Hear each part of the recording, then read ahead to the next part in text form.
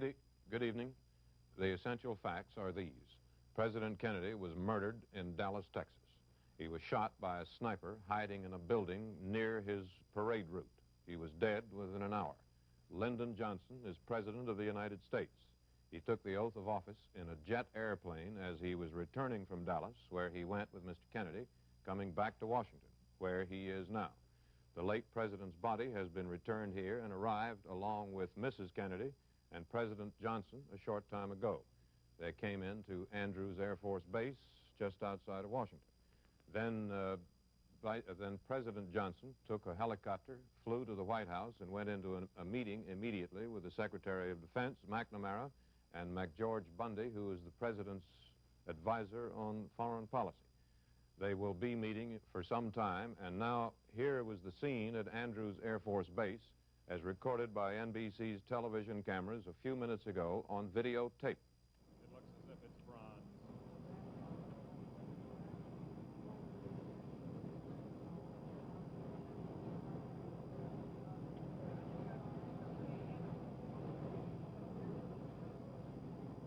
The honor guard slowly marches away from the plane, leaving room for the elevator-like apparatus that is now being lowered.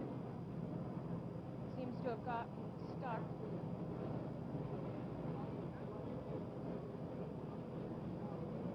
The apparatus is coming down now.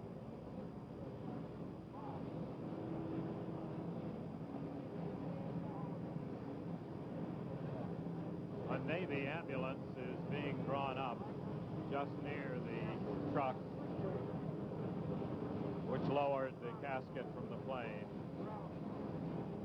It is our understanding here that the body will be flown by helicopter from here, possibly to Bethesda Naval Hospital. Other senators have reported that the body will be taken by helicopter straight to the White House. There is some difference of opinion as to the exact plans.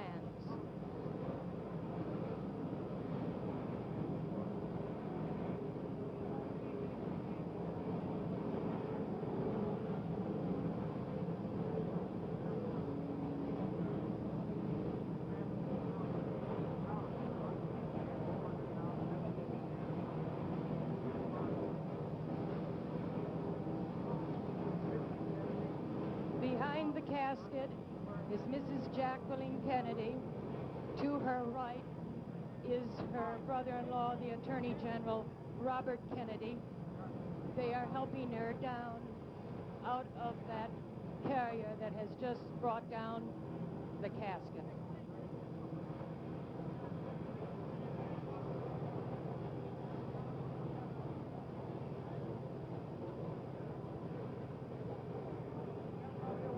Mrs. Kennedy is apparently getting into the ambulance, the Navy ambulance, with the casket.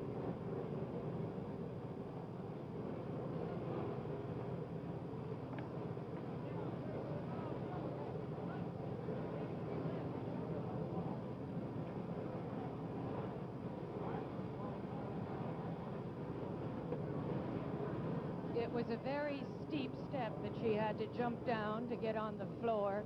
Aides helped her do it. She was helped also by her brother-in-law, the Attorney General, Robert Kennedy.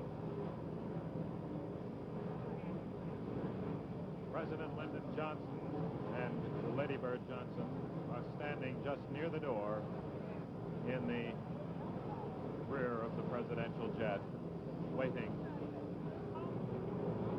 The ambulance moving past the Guard of Honor, a cordon of soldiers, airmen lining the field here, and behind them thousands of young airmen from Andrews Air Force Base who have come here up to the fence to see. The Secret Service man comes down the steps of the airplane. Now, new President Lyndon Baines Johnson with his wife, Lady Bird. They're coming down the steps. They are followed by Johnson aides, including Mrs. Carpenter, Mr. Bill Moyers, former Congressman Homer Thornberry.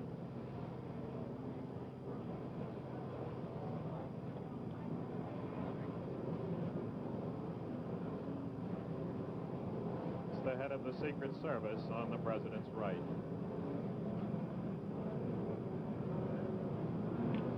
Secretary McNamara and other officials greeting the new president. As he moves now in the direction of an Army helicopter. That was Secretary McNamara, I think, who just leaned over and affectionately kissed Mrs. Johnson.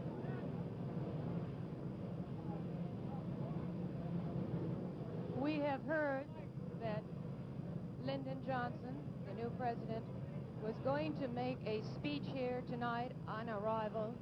The microphones are set up. He appears to be walking toward them now.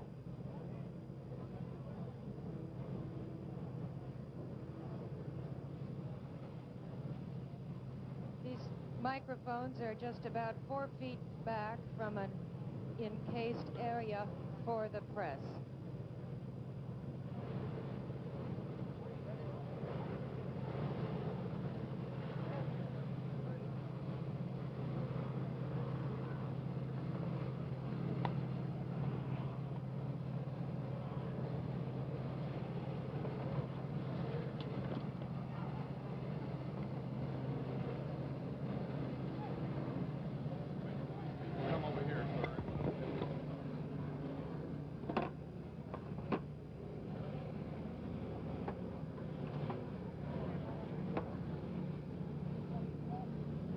This is a sad time for all people. We have suffered a loss that cannot be weighed. For me, it is a deep personal tragedy. I know that the world shares the sorrow that Mrs. Kennedy and her family bear. I will do my best. That is all I can do. I ask for your help and God's.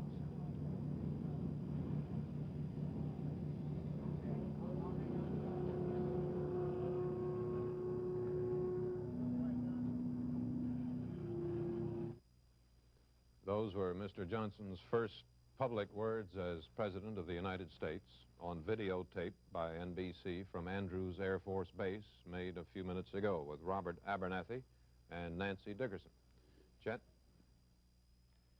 Here is a picture of the swearing-in of the 36th President of the United States, Lyndon Baines Johnson. We understand that he was sworn in during the sad flight back to Washington from Dallas. On the right of your screen, you see Mrs. Kennedy, President Johnson, and Mrs. Johnson. He was sworn in by Federal District Judge Hughes of Dallas, Texas, so we are given to understand. The assassination took place in Dallas as President Kennedy rode in a cavalcade toward the Trade Mart where he was to have luncheon and make a speech. This is what happened, beginning shortly before the shots were fired. The voice is that of Charles Murphy of station WBAP, Fort Worth. This was the scene near the Stemmons Expressway. In front, no, this is in front of City Hall in downtown Dallas, a mile east of the shooting scene. Heavy crowds lined the downtown streets to view the presidential party. As in all of the Texas stops, there were many teenagers attracted there by the First Lady and the President.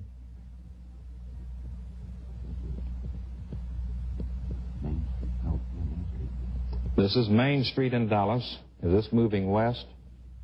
This is moving west toward the fatal moment.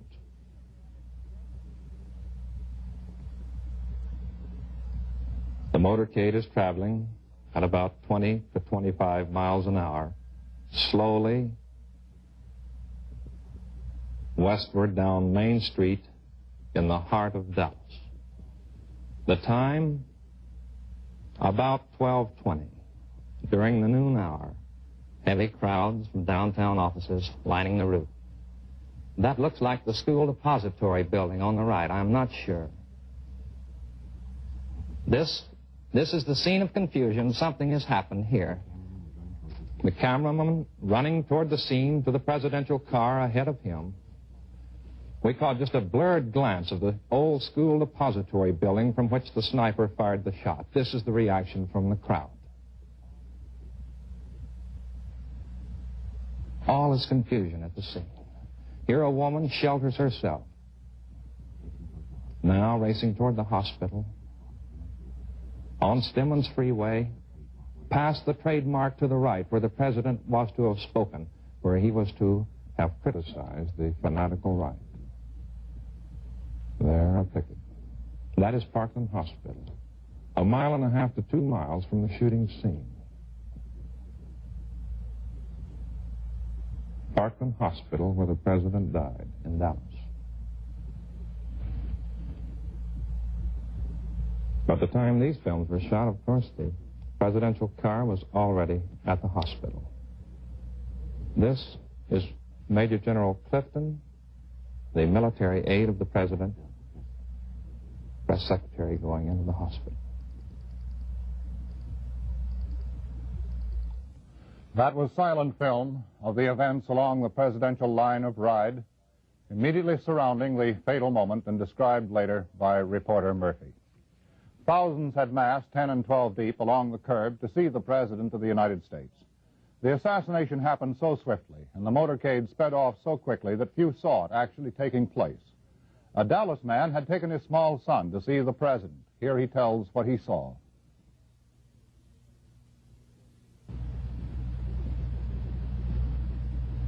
Unfortunately, I was probably 15 to 20 feet away from the President when it happened. Tell us exactly what you saw, sir. He was coming down the street, and my 5-year-old boy and myself were by ourselves on the grass there on Palmer Street, and I asked Joe to wave to him, and Joe waved, and I waved, and the man... That's all right, sir. You go ahead and tell it. As he was waving back, he was the shot rang out, and he slumped down in the seat, and his wife reached up toward him, and as he was slumping down, and the second shot went off, and it just knocked him down from the seat. There's 2 shots. 2 shots. Did you see the man who did this? No, sir, I did not see the man who did it. All I did was look in the man's face when he was shot there and saw that expression on his face and grab himself and slide. And the second one, whenever it went, why, I'm positive it had hit him. I hope it didn't, but I'm positive that it hit him, and he went all the way down in the car.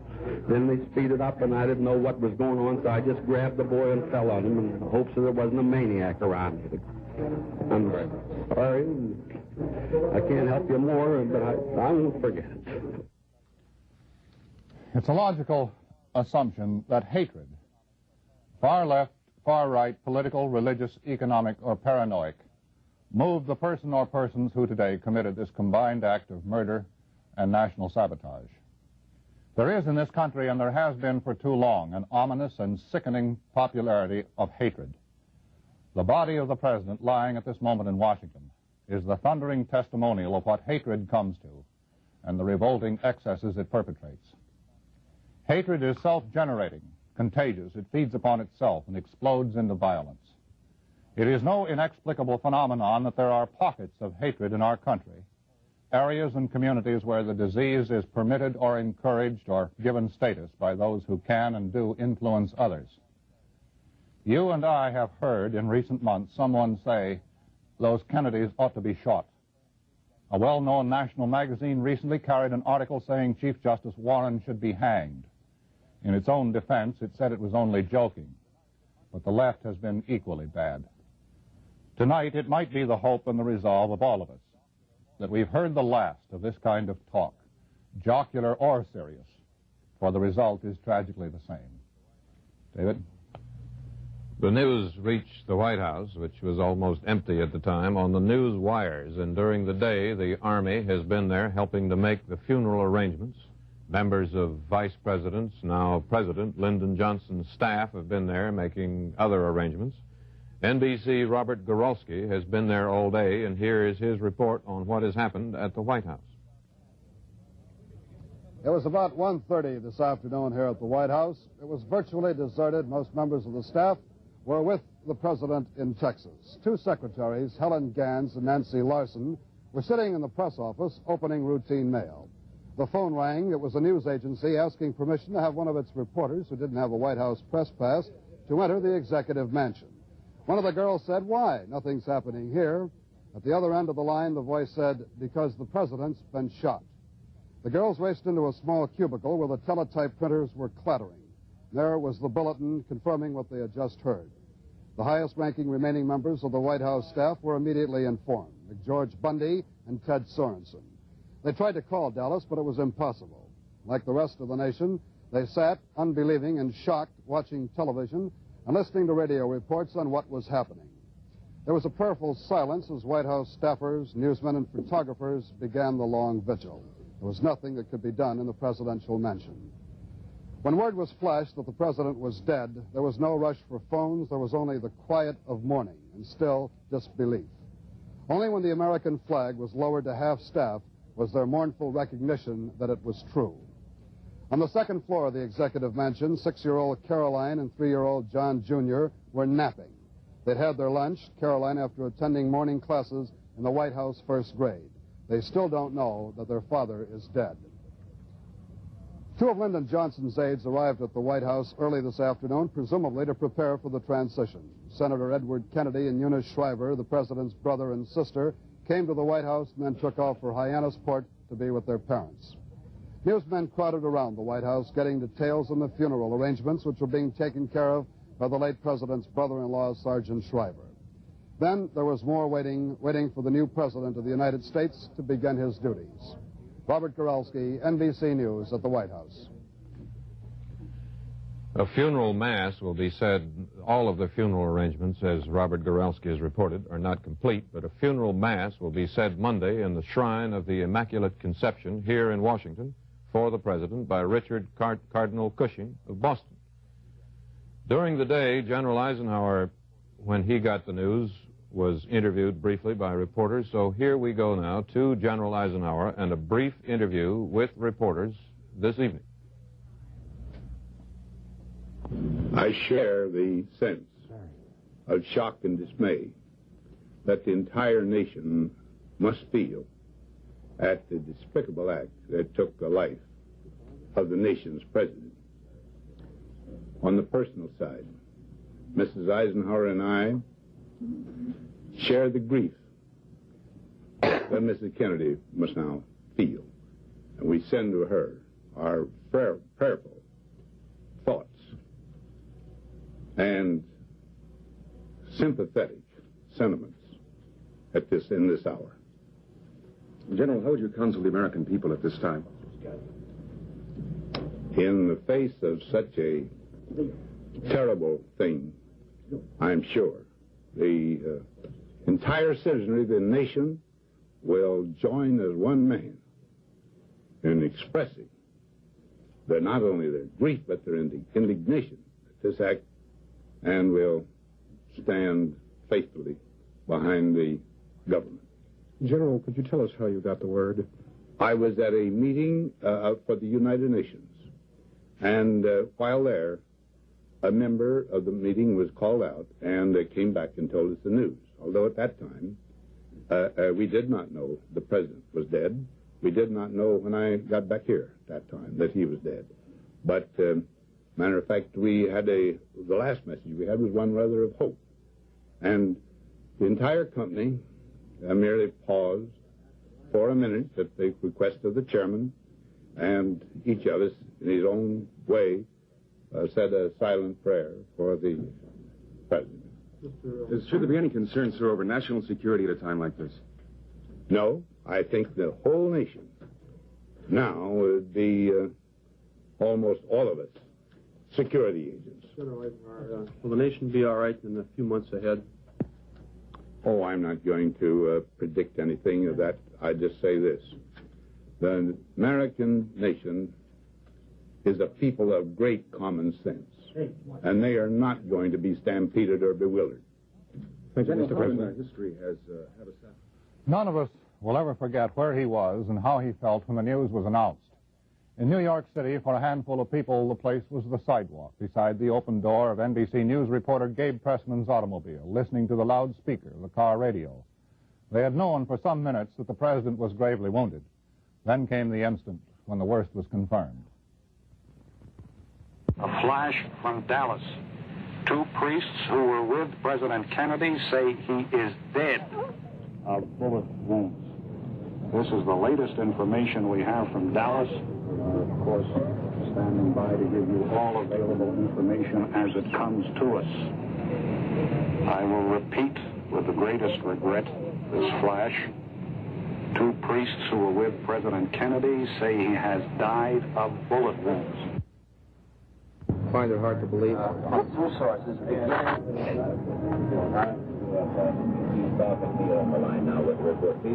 hard to believe it. Hard to believe it's right. I don't know what to say. Press Secretary. Well, I know whoever catches them, they deserve the worst. 5 years old. During a motorcade drive through downtown Dallas.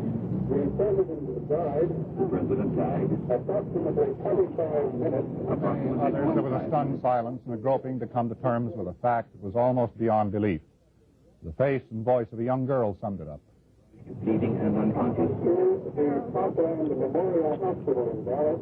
Parkland Memorial Hospital in Dallas. What's your feeling right now? I really couldn't say. Really, right now I just don't know what to do. I don't even know where to go, what to say. There's nothing for me to say. It was much the same all across the country, a wave of shock. Here is Chicago at the same hour. Floyd Kalber reports from NBC News, Chicago. Ask him for sound and picture.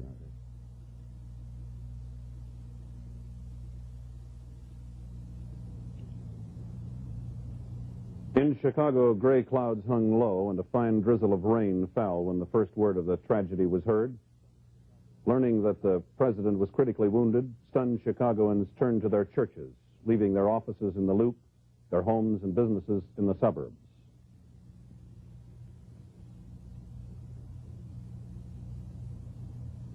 When confirmation came a short while later that the president's wounds were fatal, the grief of the mourners became more evident in tears, looks of dazed disbelief.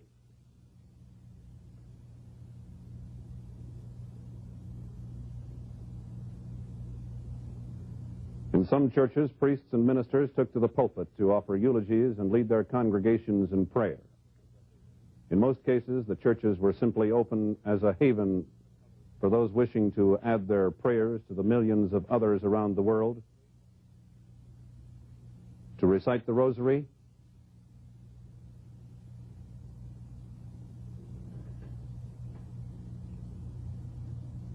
or simply to light a candle.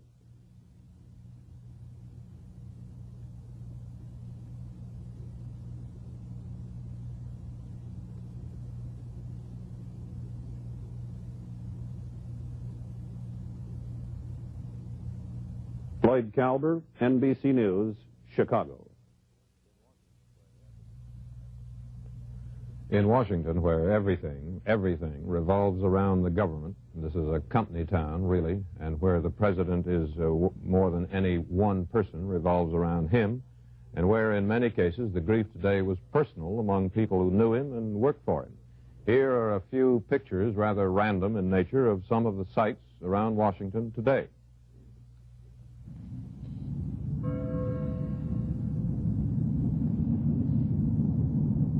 Flags on embassies as well as on all other public buildings at half staff. That, incidentally, is the Russian embassy.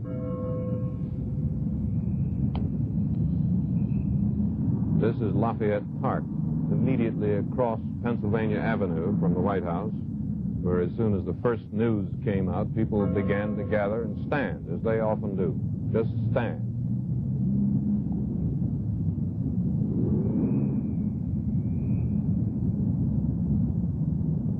Police roped off the sidewalk immediately in front of the White House. St. Matthew's Cathedral is a few blocks from the White House. I rushed up to the chair and said, Senator, Senator Kennedy, your brother, the president, has been shot. He gave a jerk to his body tensed, but he was absolutely calm. And as I recall, Senator Kennedy, then presiding over the Senate, when he heard this awful news, said no. And that was all. That was Robert Riddell, a member of the staff of the U.S. Senate, who took the news here to Senator Kennedy, Ted Kennedy, who is here with his sister Eunice, leaving in a helicopter for Andrews Base, where they then took a jet plane to Otis Air Force Base in Massachusetts. Now some comments from members of the Senate. We knew him and loved him in West Virginia. I think he loved us. Mountaineers can hardly express their sadness at his going, and this afternoon I hope in just these few rather faltering words I can speak, at least in part, for the people of my state. This good, this decent, this kindly man, this harassed man who had so much on his shoulders and received from some people so little in the way of support in return, this man is now gone to his reward. There are some things that are simply incredible and leave one absolutely speechless. This is one of them. The assassin's bullet has removed from the most vital station on a brilliant and dedicated young statesman at the very height of his powers. And I know that all Americans, no matter where they come from or how they are made, but in God's fashion, will rally in support behind the President of the United States, Lyndon Johnson. Those are comments from members of the Senate, both parties. Chet? Dallas police are holding a suspect in the president's assassination, 24-year-old Lee H. Oswald. Shortly after the president and Governor Connally were shot, police chased Oswald into a movie theater. Police said he fired at them, killing patrolman J.D. Tippett. A rifle was found in a building where he worked. Oswald once served in the United States Marines. In 1959, he was in Moscow, where he said he wanted to become a Russian citizen, saying that leaving this country was like getting out of a prison. But last summer, he was back in the United States. In New Orleans, police arrested him after he got into a fight while distributing literature for the Fair Play for Cuba Committee, an organization that at least sympathizes with the Castro government. At that time, Oswald was interviewed by station WDSU-TV in New Orleans. President Johnson's statement at Andrews, and have it ready to go during your last spot, if you want to place it in there somewhere. All right.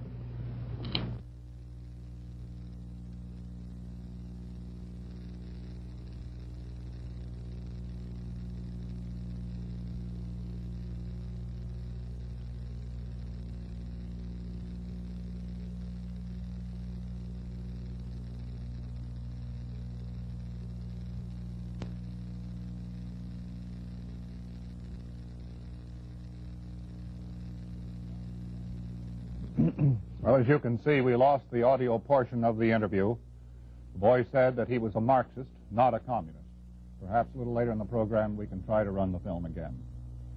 John Fitzgerald Kennedy was 46 years old last May. He had been president since January 20th, 1961. He was born to wealth. He was devoted to the public service. Not unlike thousands of others, John F. Kennedy experienced the pain, the boredom, the moments of combat, fear, and came home a lean and lanky war hero with a history degree from Harvard and a quickly demonstrated talent for politics. He won his contest for a seat in the 80th Congress in 1946 and served 3 terms in the House. In 1952, he challenged incumbent Henry Cabot Lodge, Jr. and won his place in the Senate. The nation was first aware of John F. Kennedy at the Democratic Convention in 1956, when he lost the vice presidential nomination. Then came 1960, Senator Kennedy's announcement of candidacy. the primary campaigns in Wisconsin and West Virginia, the convention in Los Angeles featuring a public debate with his arch-rival, Senator, now President Lyndon Johnson, and the surprise announcement that Senator Johnson would join Kennedy on the Democratic ticket. Then there was the campaign, the innovation of the famous Kennedy-Nixon debates, the long, excruciating hours of election night with the Kennedy family gathered in the big frame house on Cape Cod.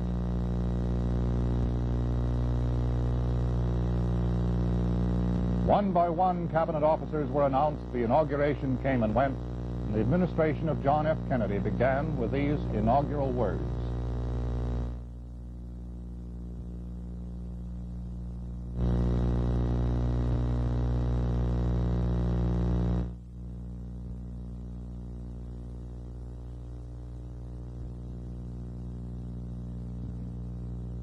Christ. Here is the inauguration speech, excerpts from it.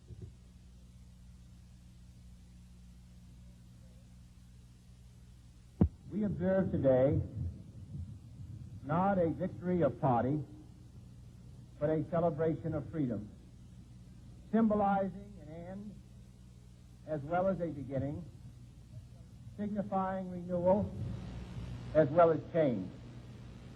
For I have sworn before you and Almighty God the same solemn oath our forebears prescribed nearly a century and 3/4 ago. The world is very different now, for man holds in his mortal hands the power to abolish all forms of human poverty and all forms of human life. And yet the same revolutionary beliefs for which our forebears fought are still at issue around the globe. The belief that the rights of man come not from the generosity of the state, but from the hand of God. We dare not forget today that we are the heirs of that first revolution. Let the word go forth from this time and place to friend and foe alike that the torch has been passed to a new generation of Americans born in this century, tempered by war, disciplined by a hard and bitter peace, proud of our ancient heritage, and unwilling to witness or permit the small undoing of those human rights to which this nation has always been committed and to which we are committed today at home and around the world.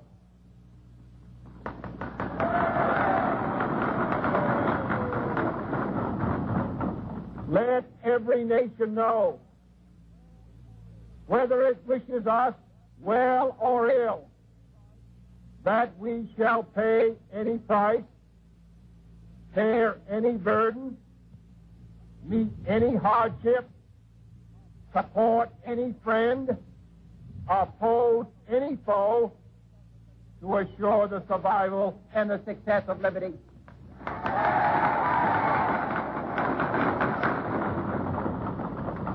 This much we pledge and more.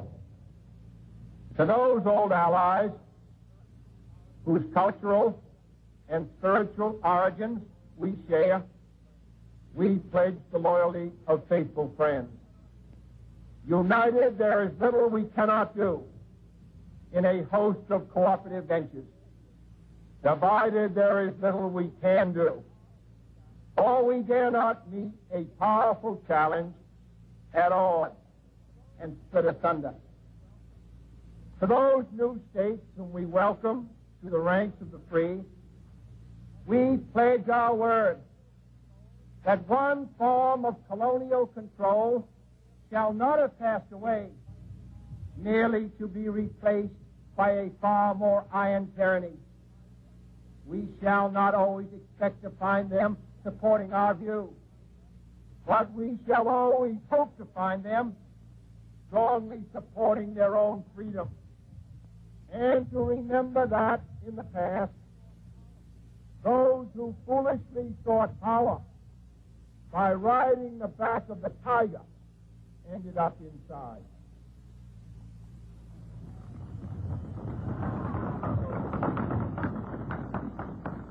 To those people in the huts and villages across the globe struggling to break the bonds of mass misery, we pledge our best efforts to help them help themselves. For whatever period is required, not because the communists may be doing it, not because we seek their votes, but because it is right. If a free society cannot help the many who are poor, it cannot save the few who are rich.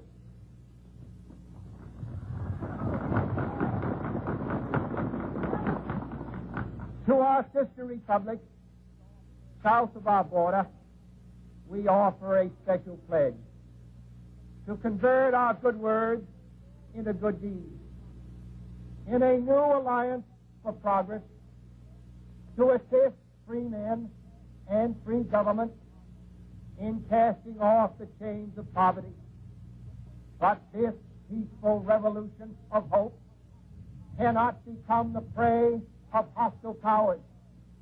Let all our neighbors know that we shall join with them to oppose aggression or subversion anywhere in the Americas. And let every other power know that this hemisphere intends to remain the master of its own house.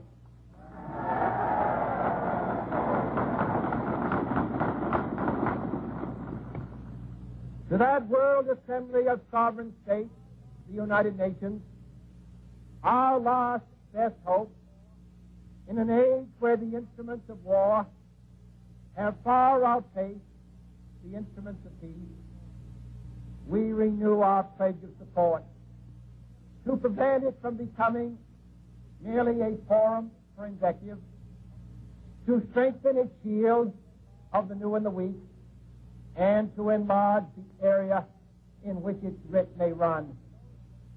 Finally, for those nations who would make themselves our adversary, we offer not a pledge, but a request that both sides begin anew the quest for peace.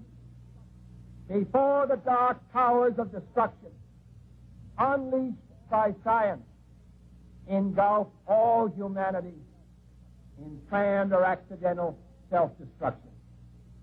We dare not tempt them with weakness, for only when our arms are sufficient beyond doubt can we be certain beyond doubt that they will never be employed. But neither can two great and powerful groups of nations take comfort from our present course, both sides overburdened by the cost of modern weapons, both rightly alarmed by the steady spread of the deadly atom, yet both racing to alter that uncertain balance of terror that stays the hand of mankind's final war. So let us begin anew, remembering on both sides that civility is not a sign of weakness, and sincerity is always subject to proof. Let us never negotiate out of fear, but let us never fear to negotiate.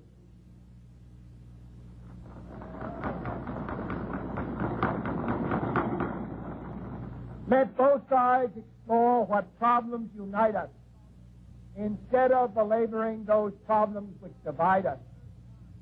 Let both sides, for the first time, formulate serious and precise proposals for the inspection and control of arms, and bring the absolute power to destroy other nations under the absolute control of all nations.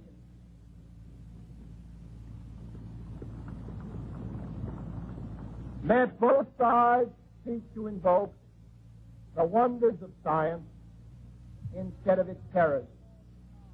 Together, let us explore the stars, conquer the desert, eradicate disease, tap the ocean depths and encourage the arts and commerce. Let both sides unite to heed in all corners of the earth the command of Isaiah to undo the heavy burdens and let the oppressed go free. And if a beachhead of cooperation may push back the jungle of suspicion, let both sides join in creating a new endeavor, not a new balance of power, but a new world of law, where the strong are just and the weak secure and the peace preserved. All this will not be finished in the first 100 days, nor will it be finished in the first 1,000 days, nor in the life of this administration, nor even perhaps in our lifetime on this planet. But let us begin.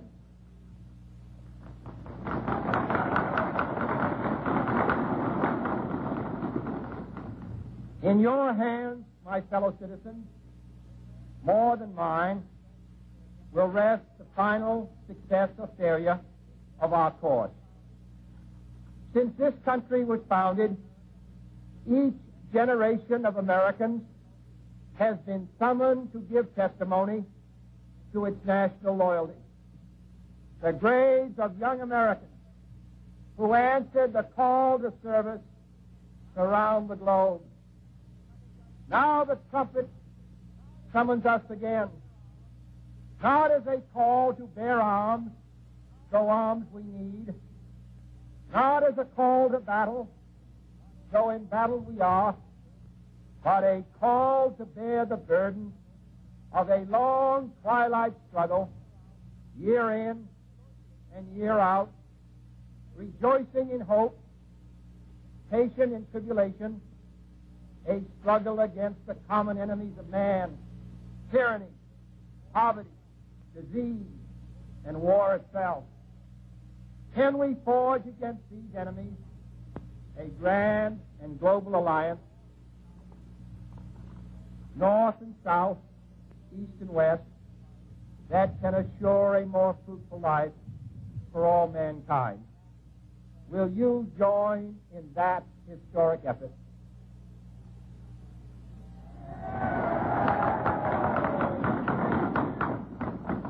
In the long history of the world, only a few generations have been granted the role of defending freedom in its hour of maximum danger.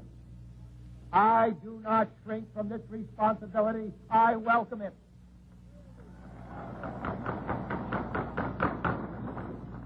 I do not believe that any of us would exchange places with any other people or any other generation.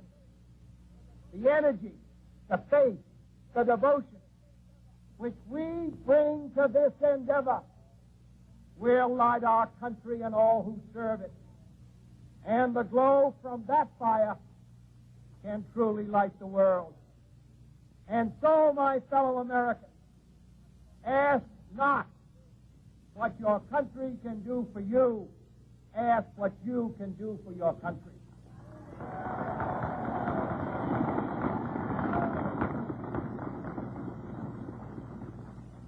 My fellow citizens of the world, ask not what America will do for you, but what together we can do for the freedom of man.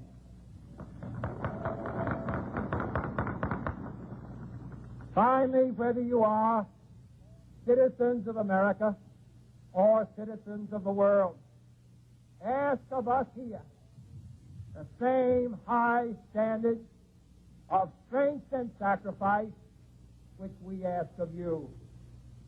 With a good conscience, our only sure reward, with history the final judge of our deeds, let us go forth to lead the land we love, asking his blessing and his help, but knowing that here on earth God's work must truly be our own.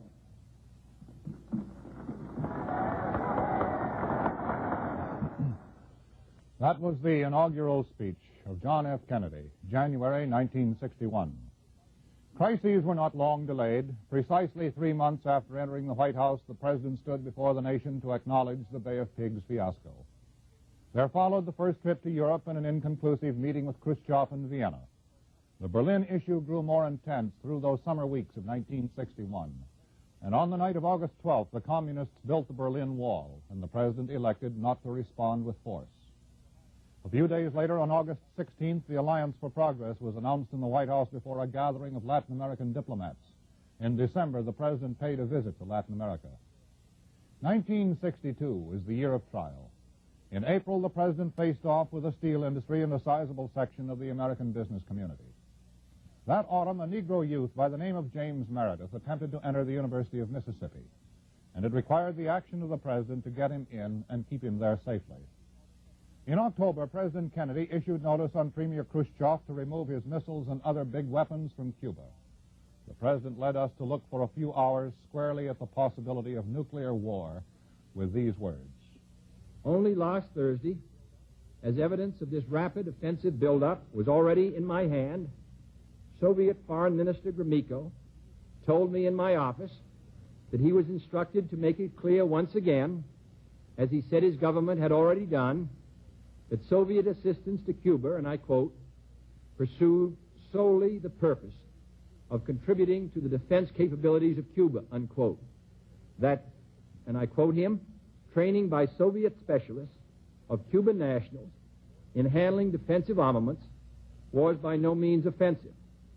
And that if it were otherwise, Mr. Gromyko went on, the Soviet government would never become involved in rendering such assistance, unquote. That statement also was false. Neither the United States of America nor the world community of nations can tolerate deliberate deception and offensive threats on the part of any nation, large or small. We no longer live in a world where only the actual firing of weapons represents a sufficient challenge to a nation's security to constitute maximum peril. Nuclear weapons are so destructive and ballistic missiles are so swift that any substantially increased possibility of their use or any sudden change in their deployment may well be regarded as a definite threat to peace. For many years, both the Soviet Union and the United States, recognizing this fact, have deployed strategic nuclear weapons with great care, never upsetting the precarious status quo, which ensured that these weapons would not be used in the absence of some vital challenge.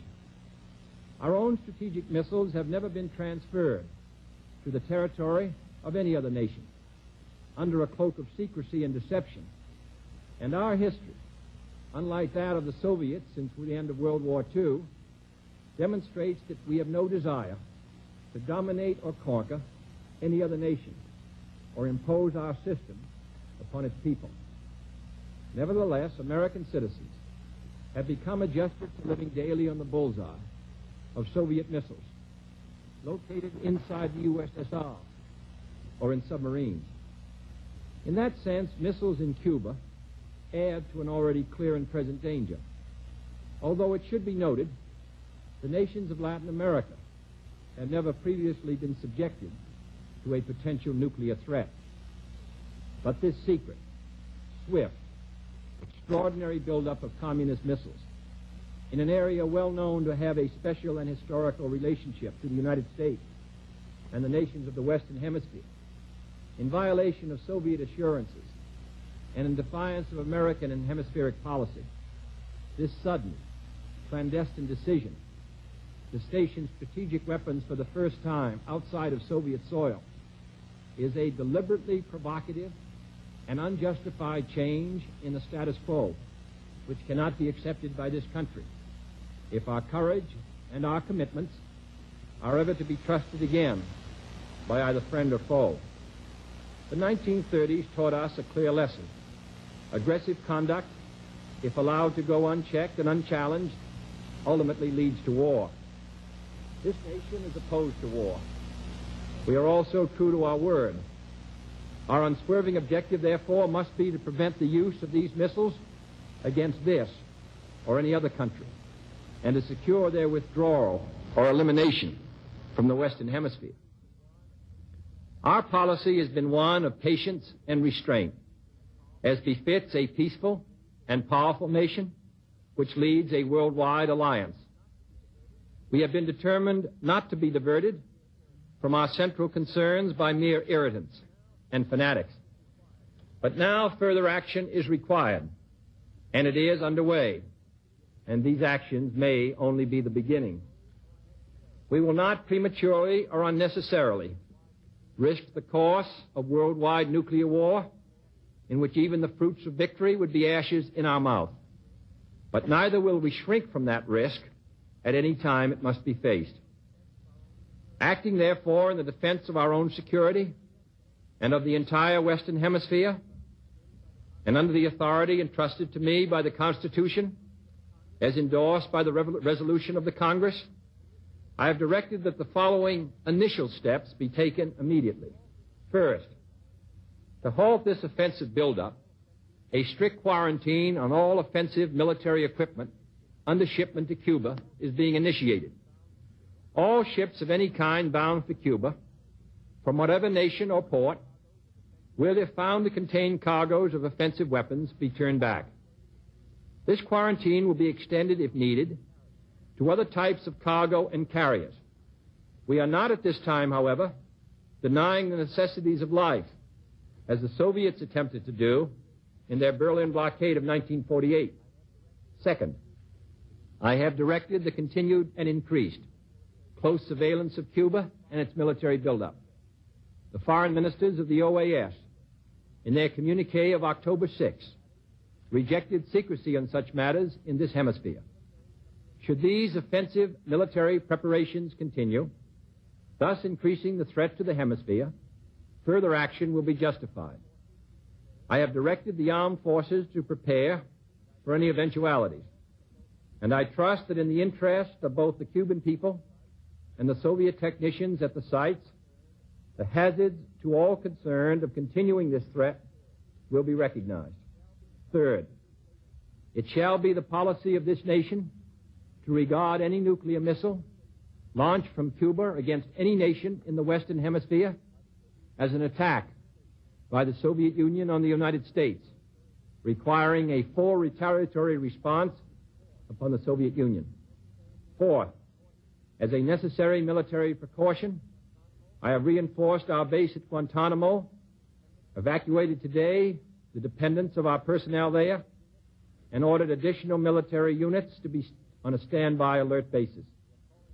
Fifth, we are calling tonight for an immediate meeting of the Organization of Consultation under the Organization of American States to consider this threat to hemispheric security and to invoke Articles 6 and 8 of the Rio Treaty in support of all necessary action. The United Nations Charter allows for regional security arrangements, and the nations of this hemisphere decided long ago against the military presence of outside powers. Our other allies around the world have also been alerted. Sixth, under the Charter of the United Nations, we are asking tonight that an emergency meeting of the Security Council be convoked without delay to take action against this latest Soviet threat to world peace. Our resolution will call for the prompt dismantling and withdrawal of all offensive weapons in Cuba under the supervision of UN observers before the quarantine can be lifted. Seventh and finally, I call upon Chairman Khrushchev to halt and eliminate this clandestine, reckless, and provocative threat to world peace and to stable relations between our two nations. I call upon him further to abandon this course of world domination and to join in an historic effort to end the perilous arms race and to transform the history of man. He has an opportunity now to move the world back from the abyss of destruction by returning to his government's own words that it had no need to station missiles outside its own territory, and withdrawing these weapons from Cuba, by refraining from any action which will widen or deepen the present crisis, and then by participating in a search for peaceful and permanent solutions. This nation is prepared to present its case against the Soviet threat to peace and our own proposals for a peaceful world at any time and in any forum, in the OAS, in the United Nations, or in any other meeting that could be useful, without limiting our freedom of action. We have in the past made strenuous efforts to limit the spread of nuclear weapons. We have proposed the elimination of all arms and military bases in a fair and effective disarmament treaty. We are prepared to discuss new proposals for the removal of tensions on both sides, including the possibilities of a genuinely independent Cuba, free to determine its own destiny. We have no wish to war with the Soviet Union, for we are a peaceful people who desire to live in peace with all other peoples. But it is difficult to settle or even discuss these problems in an atmosphere of intimidation. That is why this latest Soviet threat, or any other threat, which is made either independently or in response to our actions this week, must and will be met with determination. Any hostile move anywhere in the world against the safety and freedom of peoples to whom we are committed, including in particular the brave people of West Berlin, will be met by whatever action is needed. Finally, I want to say a few words to the captive people of Cuba, to whom this speech is being directly carried by special radio facilities. I speak to you as a friend, as one who knows of your deep attachment to your fatherland, as one who shares your aspirations for liberty and justice for all. And I have watched, and the American people have watched, with deep sorrow, how your nationalist revolution was betrayed and how your fatherland fell under foreign domination. Now your leaders are no longer Cuban leaders, inspired by Cuban ideals. They are puppets and agents of an international conspiracy which has turned Cuba against your friends and neighbors in the Americas and turned it into the first Latin American country to become a target for nuclear war, the first Latin American country to have these weapons on its soil. These new weapons are not in your interest.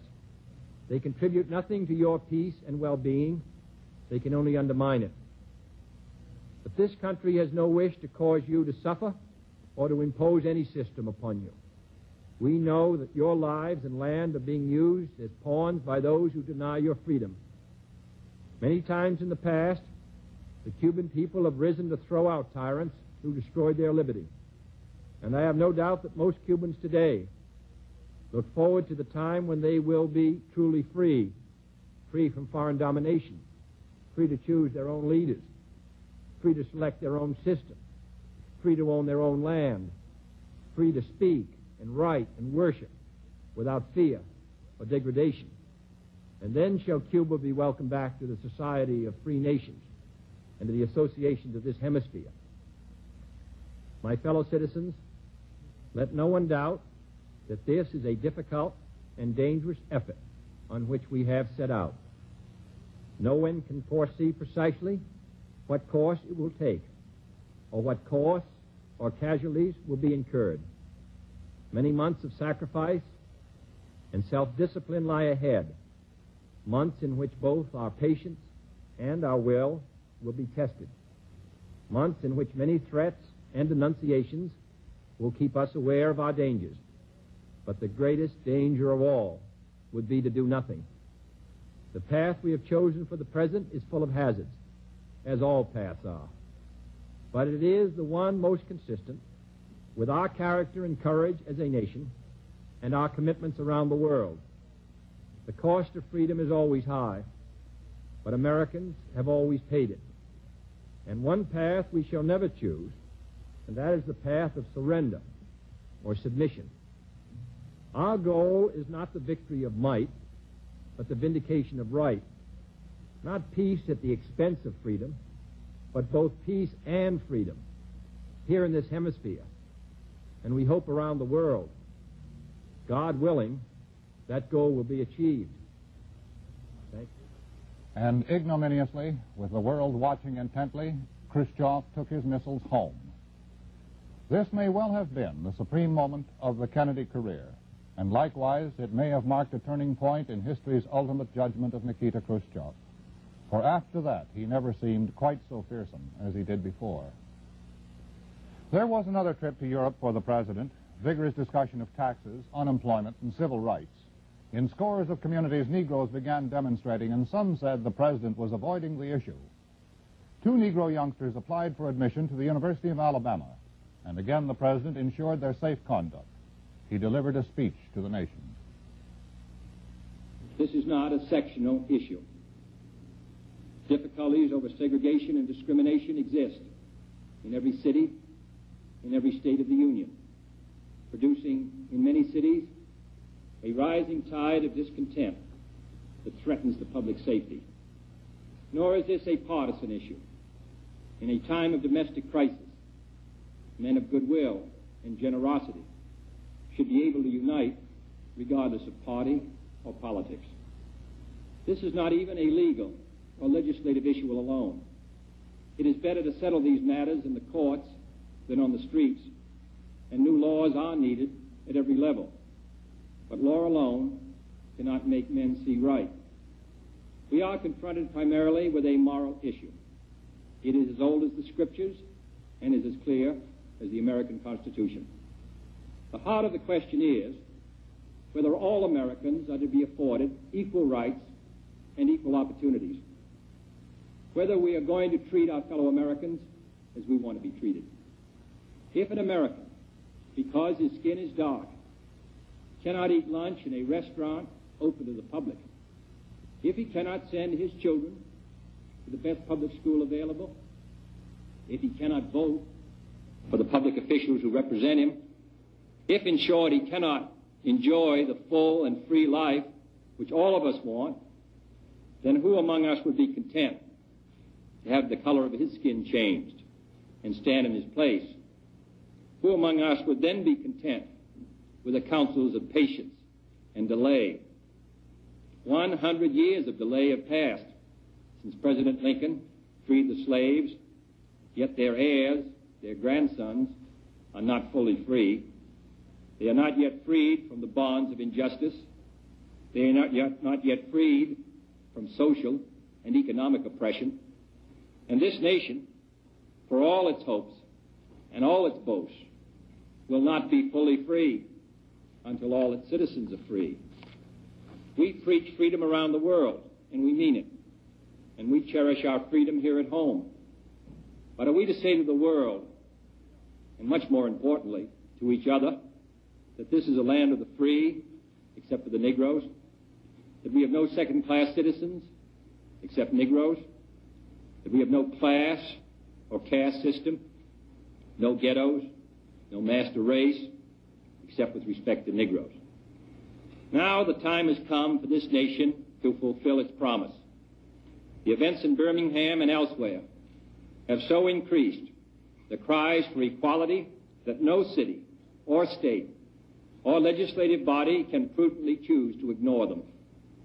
The fires of frustration and discord are burning in every city, north and south.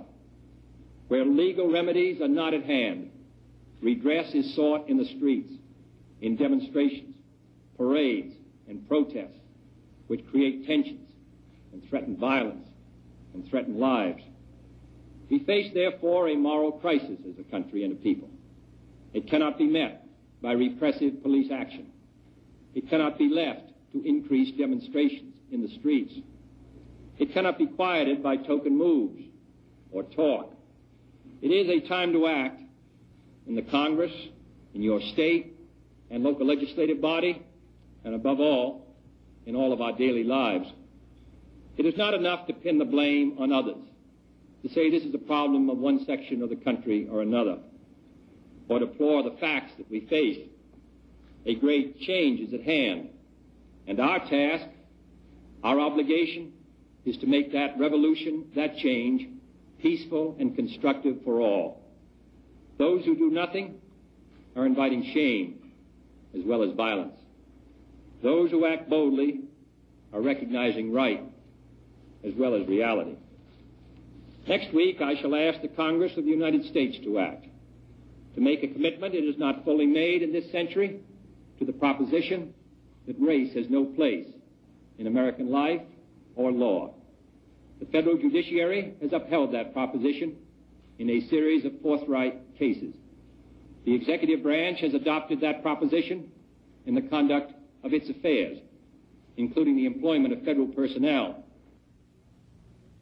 In the last 2 weeks, over 75 cities have seen progress made in desegregating these kinds of facilities. But many are unwilling to act alone. And for this reason, nationwide legislation is needed if we are to move this problem from the streets to the courts. I'm also asking Congress to authorize the federal government to participate more fully in lawsuits designed to end segregation in public education. We have succeeded in persuading many districts to desegregate voluntarily. Dozens have admitted Negroes without violence. Today, a Negro is attending a state-supported institution in every one of our 50 states. But the pace is very slow. Too many Negro children entering segregated grade schools at the time of the Supreme Court's decision 9 years ago will enter segregated high schools this fall, having suffered a loss which can never be restored. The lack of an adequate education denies the Negro a chance to get a decent job. The orderly implementation of the Supreme Court decision, therefore, cannot be left solely to those who may not have the economic resources to carry the legal action or who may be subject to harassment. Other features will be also requested, including greater protection for the right to vote. But legislation, I repeat, cannot solve this problem alone. It must be solved in the homes of every American, in every community across our country. In this respect, I want to pay tribute to those citizens north and south who've been working in their communities to make life better for all. They are acting not out of a sense of legal duty, but out of a sense of human decency. Like our soldiers and sailors in all parts of the world, they are meeting freedom's challenge on the firing line, and I salute them for their honor and their courage. My fellow Americans, this is a problem which faces us all, in every city of the North as well as the South. Today, there are Negroes unemployed 2 or 3 times as many compared to whites. Inadequate education, moving into the large cities, unable to find work, young people particularly out of work without hope, denied equal rights, denied the opportunity to eat at a restaurant or a lunch counter or go to a movie theater, denied the right to a decent education, denied almost today the right to attend a state university even though qualified. It seems to me that these are matters which concern us all, not merely presidents or congressmen or governors, but every citizen of the United States. This is one country. It has become one country because all of us and all the people who came here had an equal chance to develop their talents. We cannot say to 10% of the population that you can't have that right. Your children can't have the chance to develop whatever talents they have. That the only way that they're going to get their rights is to go in the street and demonstrate. I think we owe them and we owe ourselves a better country than that. Therefore, I'm asking for your help in making it easier for us to move ahead and to provide the kind of equality of treatment which we would want ourselves. To give a chance for every child to be educated to the limit of his talent. That the only way that they're going to get their rights is to go in the street and demonstrate. I think we owe them and we owe ourselves a better country than that. Therefore, I'm asking for your help in making it easier for us to move ahead and to provide the kind of equality of treatment which we would want ourselves. To give a chance for every child to be educated to the limit of his talent. As I've said before, not every child has an equal talent or an equal ability or equal motivation. But they should have the equal right to develop their talent and their ability and their motivation to make something of themselves. We have a right to expect that the Negro community will be responsible, will uphold the law. But they have a right to expect that the law will be fair, that the Constitution will be colorblind, as Justice Harlan said at the turn of the century. This is what we're talking about, and this is a matter which concerns this country and what it stands for. And in meeting it, I ask the support of all of our citizens. There were frustrations over civil rights, but there were satisfactions in another field, the conquest of outer space. It was during the Kennedy administration that this nation enjoyed its first and greatest victories in space. Here is NBC News reporter Roy Neal.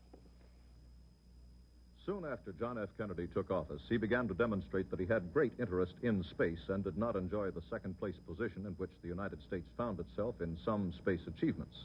The National Aeronautics and Space Administration was realigned on an executive level in the first year of the Kennedy administration. James Webb was made the administrator, and the then Vice President, Lyndon Johnson, as head of the National Aeronautics and Space Council, began to take an active and direct interest in the national programs. At that time, President Kennedy made the first of what was to be a continuing series of speeches and statements describing the need, as he put it, to chart the uncharted oceans of space and set the national goal to send a man to the moon and bring him safely back. Since then, his program is well illustrated by the funds he was able to obtain for its support. In 1961, Alan Shepard made the first suborbital flight from Cape Canaveral. The president had the astronaut come to Washington to address a joint session of Congress. The Space Administration's budget was passed shortly thereafter at a record $1.4 billion. The following year, 1962, when John Glenn's flight was delayed, President Kennedy summoned the astronaut to the White House. Glenn told me later that that session was devoted to no other purpose than that the president wanted to reassure him of continuing support. After Glenn did fly, President Kennedy paid a personal visit to Canaveral. To those of us who were there, it was obvious that he enjoyed being part of the space age. Glenn, too, was brought back to Washington for a joint session of Congress, and now, under White House guidance, the space budget jumped to $3.75 billion. Glenn became a national hero and a personal friend of the Kennedys. On more than one occasion since, all 7 of the original astronauts have been invited visitors to the White House. This year, for the first time, Mr. Kennedy ran into trouble getting approval for a still further increased space budget, over $5 billion. His recent actions proved again his continuing support. They have included another personal visit to Cape Canaveral last weekend and to the Manned Spacecraft Center in Houston, and a whole series of speeches which put him squarely on record selling the space programs. President Kennedy believed a great deal could be accomplished in space on a cooperative basis with Russia. In a recent speech before the United Nations, he proposed a cooperative manned moon flight with the Soviets. Now, that speech created a problem for the men who backed the space budget, but it also reflected his belief in the need to keep space for peaceful purposes. There is, of course, much more to space technology than manned flight. During the Kennedy administration, there's been an instrument flight to the planet Venus, and communication satellites have begun to transmit television between the continents. By coincidence, today was the first day for television transmission via relay satellite from the United States to Japan. Mr. Kennedy had recorded a short statement at the White House for that first telecast. It was not transmitted because of his death, but it reflects his estimation of the importance of space-age technology. Ladies and gentlemen, it gives me a good deal of pleasure through this first television transmission, the orbiting satellite relay, to extend a very warm greeting to the people of Japan, that we're able to speak simultaneously across the Pacific, which has appeared to many as a barrier rather than as a bridge, indicates how shrinking our world is and how important it is that we establish the most intimate relations between Japan and the United States, between Japan and the United States and other countries of the world. We've been attempting in recent months and recent years to make those ties more intimate. We met last May in Japan to discuss how our scientific communities could work more closely together. We met here in Washington with some of your leading scholars to discuss how we could have a greater understanding of our cultural traditions, there in Japan, here in the United States. And now, at this time, they're meeting in Japan to taking part on the economic study of trade and economic progress, a group of cabinet officers from the United States who are returning a visit of your cabinet officers who came here to the White House a year ago. In all these ways, we are working to strengthen the ties of friendship between Japan and the United States, ties of understanding. And I hope this quick communication by satellite many thousands of miles away from us all will be a means of making our people live more closely together, bringing peace to them. To the people of Japan, I send the best wishes to the people of the United States for happiness, for prosperity, and for peace. Thank you. That was a recorded statement of greetings to the people of Japan to be broadcast and transmitted today by relay satellite to the people of Japan. The broadcast was canceled because of the President's death. So far, Lee Oswald has only been accused of killing a Dallas policeman. As far as the assassination is concerned, he is described only as a prime suspect. He has denied any knowledge of the assassination of the President. Although he once actually turned in his American passport in Moscow, it's not known whether he actually became a Russian citizen. His wife is known to be Russian-born. They most recently lived in a rooming house in Dallas. Again, he was arrested in New Orleans last August after he got into a fight while distributing material for the Fair Play for Cuba Committee. Here is the interview he gave at that time to station WDSU-TV in New Orleans. No, sir, I'm not a communist, and I think that the red herring and so forth is rather ridiculous to toss into this conversation. Then are you a Marxist?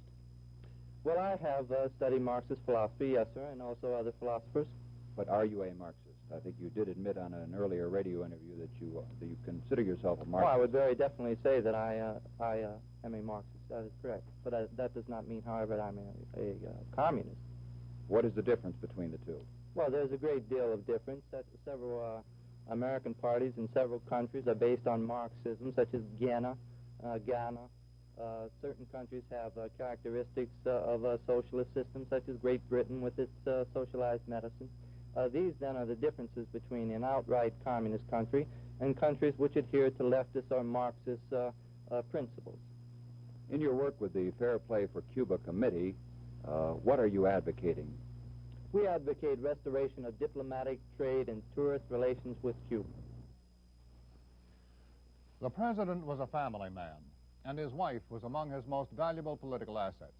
The Kennedys were married while he was still a senator, but Mrs. Kennedy never really got accustomed to traveling the political circuit. It was, therefore, a little unusual that she went with him on this two-day swing through Texas.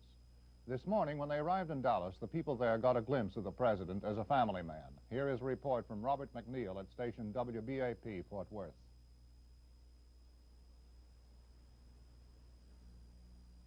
The President began the day by playing with much enjoyment the role of the husband of Mrs. Jacqueline Kennedy.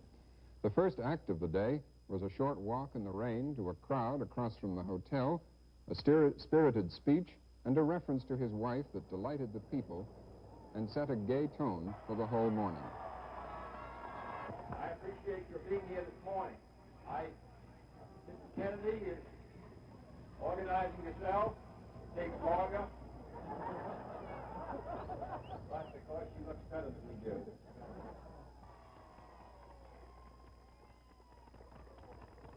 The President was in his best form, looking refreshed after a good night's sleep, reveling in the crisp morning, and invigorated by his reception. There was more cheering and handshaking inside the hotel, where the President attended a Chamber of Commerce breakfast.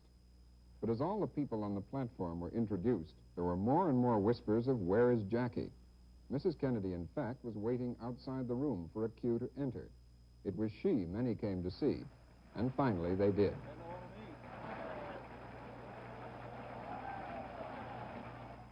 Resplendent in a pink suit and pillbox hat, Mrs. Kennedy made an entrance in keeping with the new image she'd revealed during the Texas trip.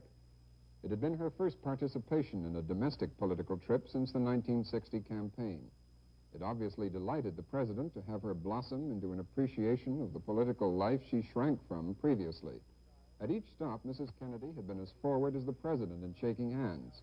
Some had called her the President's secret weapon for 1964. Watching her entrance this morning, a White House official described it as tactical. It looked as though there would be a lot of scenes like this in the future.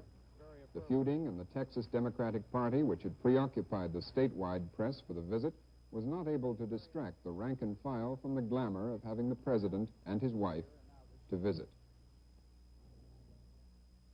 Ladies and gentlemen, I proudly present the President of the United States.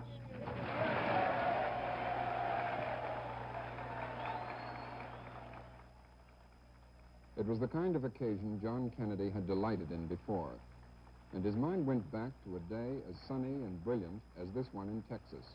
A day in Paris 2.5 years ago, when the freshness of this American couple took the French by storm. I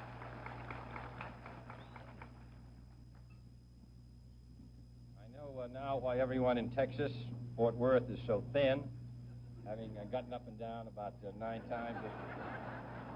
This is what you do every morning. Mr. Buck, Mr. Vice President, Governor Conley, Senator Yarborough, Jim Wright, members of the congressional delegation, Mr. Speaker, Mr. Attorney General, ladies and gentlemen. 2 years ago, I said that, introduced myself in Paris by saying that I was the man who had accompanied Mrs. Kennedy to Paris. I'm getting that same sensation as I travel around Texas.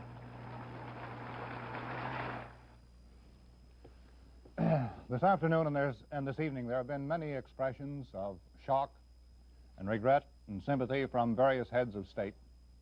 Within the past hour, the Prime Minister of the Dominion of Canada, Lester Pearson, spoke on television to the people of his country.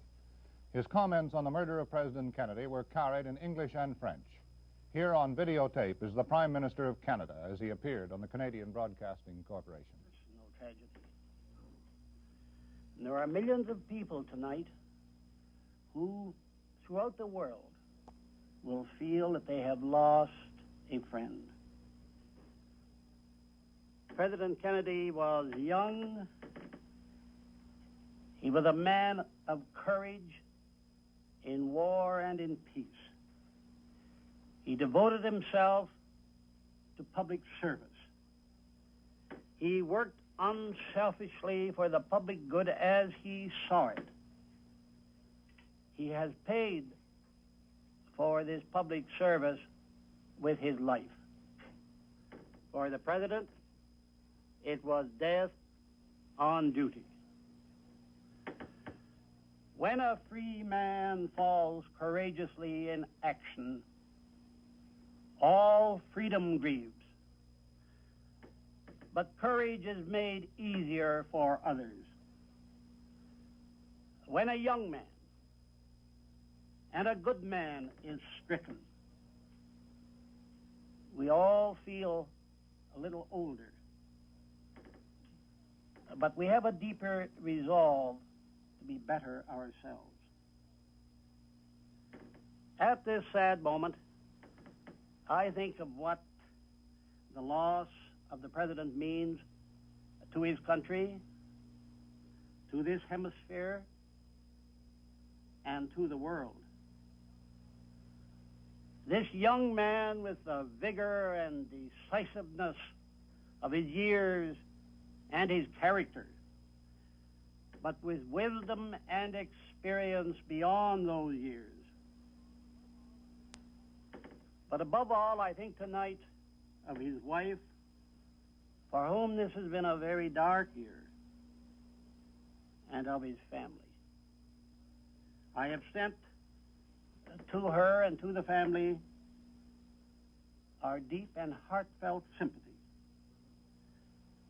Canadians will share her grief as we share the sense of loss of the American people in the loss of their president. To us in Canada, President Kennedy was a special friend. He stood for those things for which most of us in Canada have deep sympathy. He stood for understanding and good relations between his own country and ours.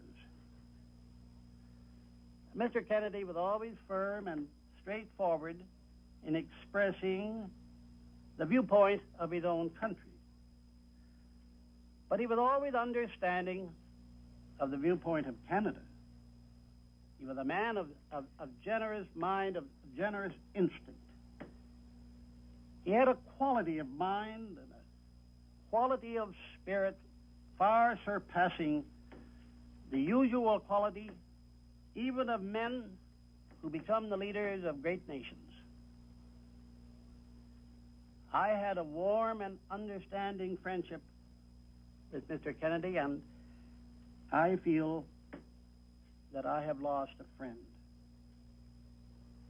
It was a relationship that went beyond the official, and I shall miss him very much. Only a few weeks ago, he asked me if I could spend with him an evening and speak with him at the annual dinner of the Kennedy Foundation for Mental Health. My wife and I were looking forward to an informal visit with Mr. and Mrs. Kennedy at that time. And now he has been cut down. In his death, I dare to believe he has united men of goodwill with a closer, more personal realization of their common concern, of their mutual involvement than they had before. That is the measure of the breadth of his own concern. His death, then, is a tragedy not only for his own country, but for the world, because it was for the peace and freedom and welfare of people all over the world that he fought so courageously and so well. He was the leader of the richest and most powerful country in history. He came himself from among its richest, but he was always deeply concerned with the poor and the oppressed, with the sick and the needy. His appeal was not to the comfortable, but to the daring. Listen to these words from his inaugural address in Washington nearly 3 years ago. This is what he said then. Now the trumpet summons us again, not as a call to battle, though embattled we are, but a call to bear the burden of a long twilight struggle year in and year out, rejoicing in hope, patient in tribulation, a struggle against the common enemies of man, tyranny, poverty, disease, and war itself. These words were the measure of that man. For him, the burden has now been lifted. But for us, that trumpet still sounds. There is a mystery in a tragedy of this kind that we cannot easily or fully understand. But as we lament the tragedy, we are grateful for the President's life and for his work, for the service that he gave, and for the way he prepared himself for that service, and for the courage he has shown in discharging it. May he rest in the peace that he has earned, and may God comfort those close to him in this hour of sadness and desolation. Ladies and gentlemen, you have just heard the Prime Minister, the Right Honorable Lester B. Pearson. President Lyndon Johnson, which is a title it'll take a little getting used to, has called a meeting at the White House just now with the members of the leadership of Congress in both parties. Those who are there have already arrived are the Senate Majority Leader, Mike Mansfield, the Senate Majority Whip, Hubert Humphrey, Senator William Fulbright, Chairman of the Foreign Relations Committee, Senate Republican Leader Everett Dirksen, the House Speaker John McCormick, and the House Minority Leader Charles Halleck. Ray Scherer of NBC News has an interview with a correspondent who, in the airplane today, watched the swearing-in of President Lyndon Johnson.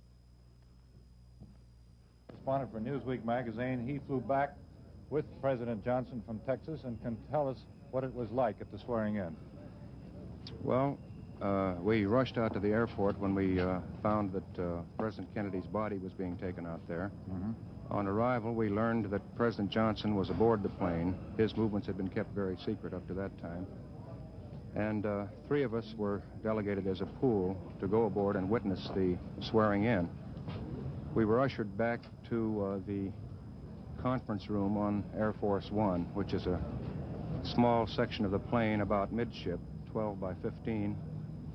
There were, at that time, about 10 people in the conference room. The new president was standing there with his wife and was waiting for Mrs. Kennedy, who had come aboard with her husband's body, to come to the conference room so that she could witness the swearing in. During that period that we waited, they found a Bible aboard the plane. Someone had typed out on a little piece of Air Force stationery the oath that is administered to the president.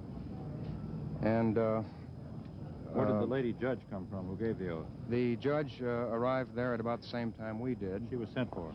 She was sent for. She's an old a friend and political ally of the vice president, and she's 67 years old. I understand that the vice president had exerted great pressure on Mr. Kennedy to appoint her, although she was over age.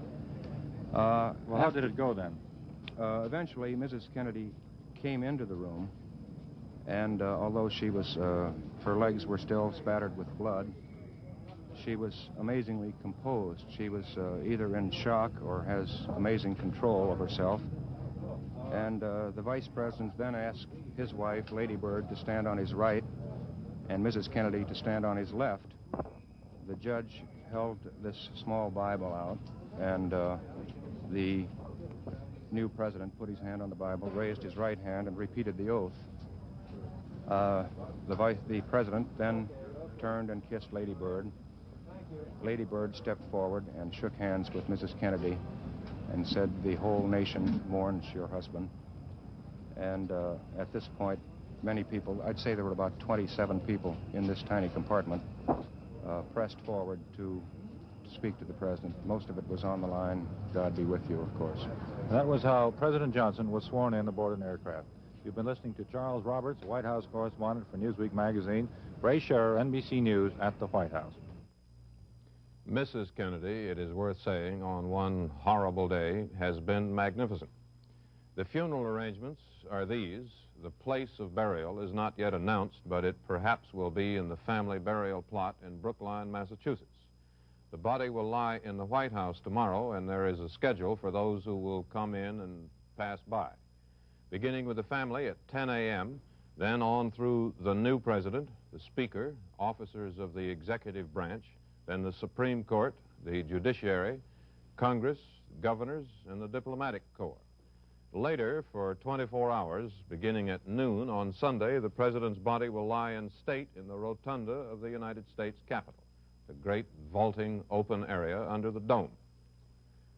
He was president for 2 years, 10 months, and 2 days, and then was murdered.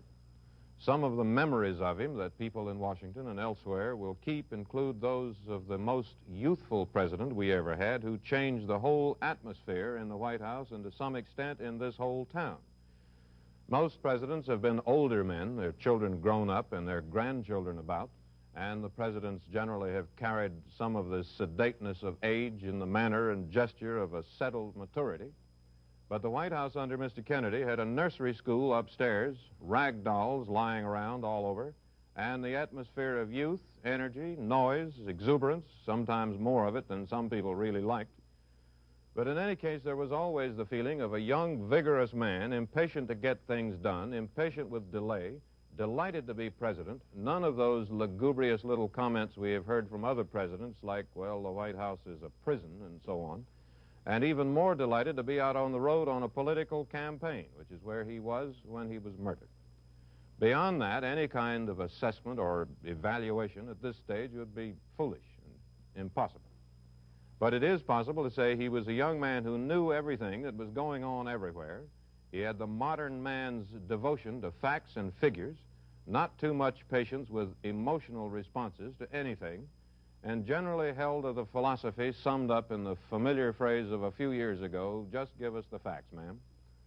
Well, the fact now is that Lyndon Johnson is President of the United States, and to some extent anyway, he no doubt will carry on with the policies started by President Kennedy. Of course, the discretion is his, both as to policies and personnel. All members of the cabinet and all other presidential appointees from Secretary of State Rusk on down will be expected now to submit their resignations. And these resignations will be of two kinds. One kind may be a real one, meaning I am not willing to serve any longer. It is possible that for personal or some other reason, some members of the cabinet may not want to serve with anyone other than Mr. Kennedy. But the other kind is a formal one submitted for the President's convenience, for him to accept or reject as he pleases.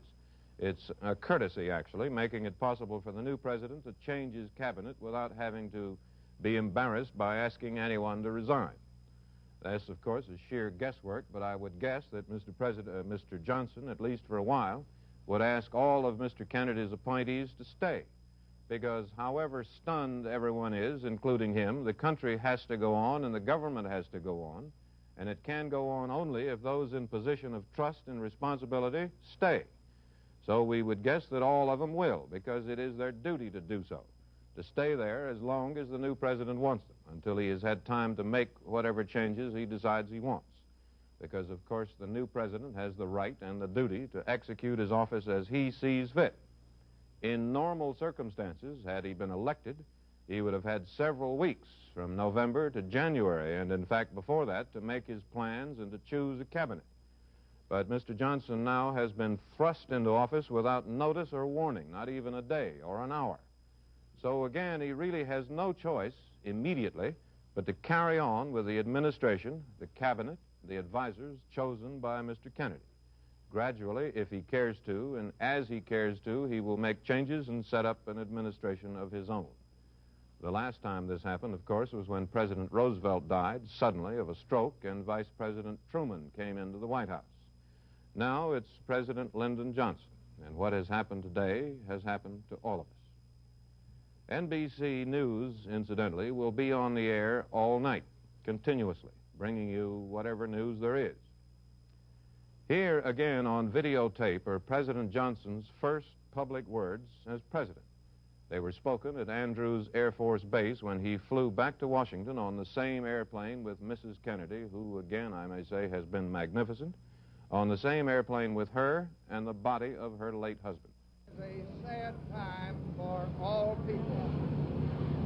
We have suffered a loss that cannot be weighed. For me, it is a deep personal tragedy. I know that the world shares the sorrow that Mrs. Kennedy and her family bear. I will do my best. That is all I can do. I ask for your help and God's.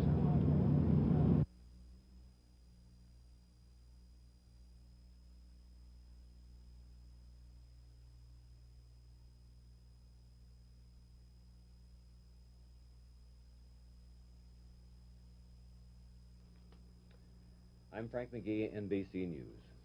Life in a good part of the United States, and indeed a good part of the world, remains at a virtual standstill, stunned into immobility by the assassination of President Kennedy.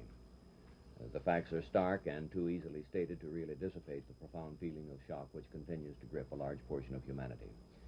The purpose of NBC News now is really quite simple: to continue reporting the developments in the unfolding tragedy, to bring you word the moment it is available of all activities in Washington, to keep you abreast of any happenings in Dallas, Texas, where the president was felled today by an assassin's bullet and where police have a young man under arrest suspected of the assassination. He's now being questioned by federal as well as local authorities.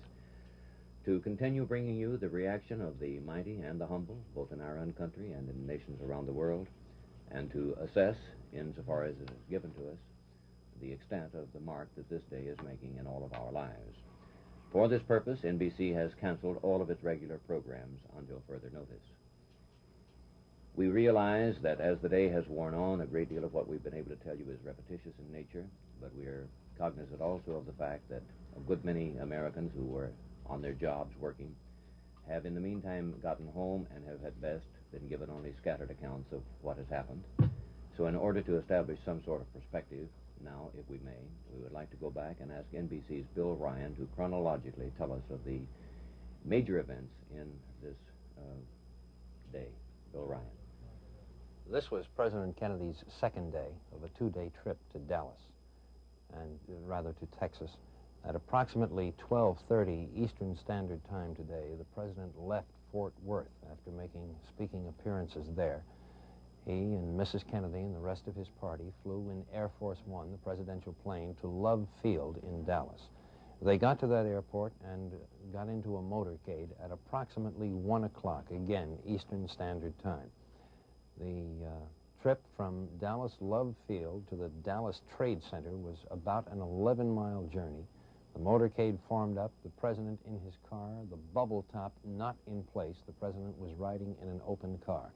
At about 1:30 Eastern Standard Time, as the President's car was going along a freeway in Dallas, 3 rifle shots rang out.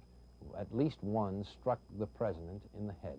2 other bullets caught the governor of Texas, John Connally. Immediately, the President's car took off, broke from the motorcade, and ran to Parkland Memorial Hospital in Dallas, a public hospital. It arrived there within 5 minutes of the shooting, but within a half hour of the shooting, the tragic announcement came that the President of the United States was dead. At 3:38 Eastern Standard Time, a little more than an hour and a half after the President lost his life, Vice President Lyndon Baines Johnson was sworn in as President of the United States by a Texas federal district judge, Sarah Hughes. The swearing-in ceremony took place in the executive suite of the airplane, Air Force One, the presidential craft, at Dallas Love Field. Among those looking on as Mr. Johnson was sworn in as 36th President of the United States were his wife and Mrs. Kennedy.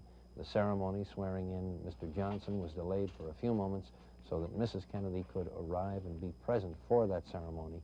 She, of course, had spent the last hour or so at the hospital where her husband died. At roughly 6 o'clock Eastern Standard Time this evening, Air Force One arrived at Andrews Air Force Base just outside Washington, bearing the President of the United States, Lyndon Baines Johnson, his wife, Mrs. Kennedy, and the body of President Kennedy, which by then was in a casket. That casket was taken off the aircraft by a forklift truck. It was placed in a Navy ambulance. Mrs. Kennedy and Attorney General Robert Kennedy got into the ambulance, and they left the airport and went to Bethesda Naval Hospital, where the President's body was deposited. Then Lyndon Johnson left the aircraft, walked in a sad and melancholy fashion with his wife at his side to a cluster of microphones at the airport and said, "This is a sad time for all people. We have suffered a loss that cannot be weighed. For me, it is a deep personal tragedy. I know the world shares the sorrow that Mrs. Kennedy and her family bear. I will do my best. That is all I can do. I ask your help and God's." With those words, President Johnson walked a short distance from the microphones to a waiting helicopter, which took him to the White House. He was at the White House within a half hour of his arrival in Washington. The President then went inside for a meeting with Secretary of Defense Robert McNamara and McGeorge Bundy, presidential advisor. It is also scheduled this evening that President Johnson will meet with members of both parties of Congress, the congressional leaders at the White House. That basically, brutally, is the chronology of what happened today in Dallas, Texas, and the events that followed it as the presidential party made its way back to the nation's capital. Frank? We expect momentarily to be taking you to Washington for some report on that meeting that President Johnson is holding with members of the former administration. But for the moment, we are going to switch to station WBAP, which is in the Fort Worth, Dallas area, for a report on developments there. So to WBAP-TV and Charles Murphy. Dallas police officers tonight took Lee Oswald to a secret lineup somewhere in the Dallas police station. It's reported that an unidentified witness was waiting there to view Oswald. No other details on that. A Dallas sheriff's officer, Roger Craig, said Oswald was definitely the man he saw run from the Texas Book Depository building right after the assassination. He said that Oswald whistled at a man in a station wagon. The man stopped, and the two drove away. Police said a few minutes later, Officer J.D. Tippett was slain by an unknown man as he was trying to arrest about 2 miles from the scene of the assassination. The fatal shooting of the policeman was witnessed by a woman who called police. Police said they next received a tip that a suspect in the policeman's slaying was hiding in a motion picture theater in the Oak Cliff section of Dallas. 2 officers rushed Oswald and tore a pistol from him. As they dragged Oswald out, he cried, "It's all over now." Since mid-afternoon, Oswald has been questioned at the Homicide Bureau of the Dallas Police Department by federal and local officers. Captain Will Fritz has conducted the interrogation. At one point this afternoon, he said he expected Oswald to break, but later said Oswald had made no statement. Fritz, with a Western hat, is a veteran officer considered one of the finest detectives in the Southwest.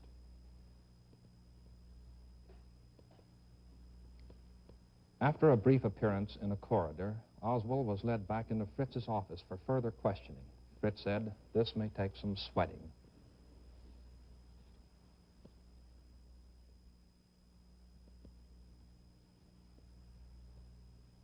A heavy guard has been placed around the suspect. From the old Dallas courthouse building, just 1 block from where the assassination occurred, an American flag was lowered half-staff. This was at sunset as the president's body was being flown back to Washington. This is Charles Murphy reporting from Fort Worth, Dallas.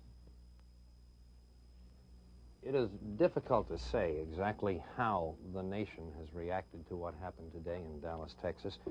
It is difficult to say how long it will take for the full realization of what happened to really sink in.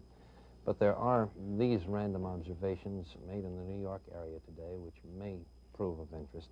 Over at St. Patrick's Cathedral, within the hour, I noticed that every available candle in the church was already lighted. There was not one that you could walk in and light in offering of prayers for the soul of President Kennedy. Across the street from the cathedral, one of the Fifth Avenue department stores had lowered the blinds on every single display window on 50th and 49th Streets and on Fifth Avenue, save one. The corner window at 50th and 5th held an oil portrait of President Kennedy and about 6 dozen red roses. That is all. There is this note on how some school children found out about what happened today. High school children in one New Jersey town were told, bluntly, truthfully, exactly what had happened. Grammar school children in the same town were told only something dreadful has happened. Go straight home immediately after school. They did, and told their mother that something dreadful had happened and asked what it was. The mother turned on the radio, and the family found out together exactly what it was and just how dreadful it is. Trying to assess now the impact on citizens in the city of New York of what happened today, and here is a report from NBC's Gabe Pressman.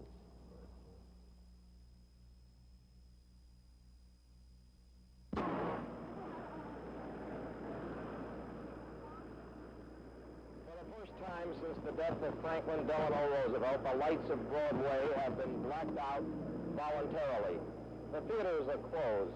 The Great White Way is dark. Normally, tens of thousands of people are here. On a Friday night tonight, the streets, relatively speaking, are deserted. A large cluster of people around our mobile unit, but the stores are closed. The signs are dark, and here in Times Square, the bustling, exciting atmosphere of a normal weekend night is missing. In the faces of the people and talking to them, you hear again and again the words incredible. I still don't believe it. When I heard the news, I cried, I prayed.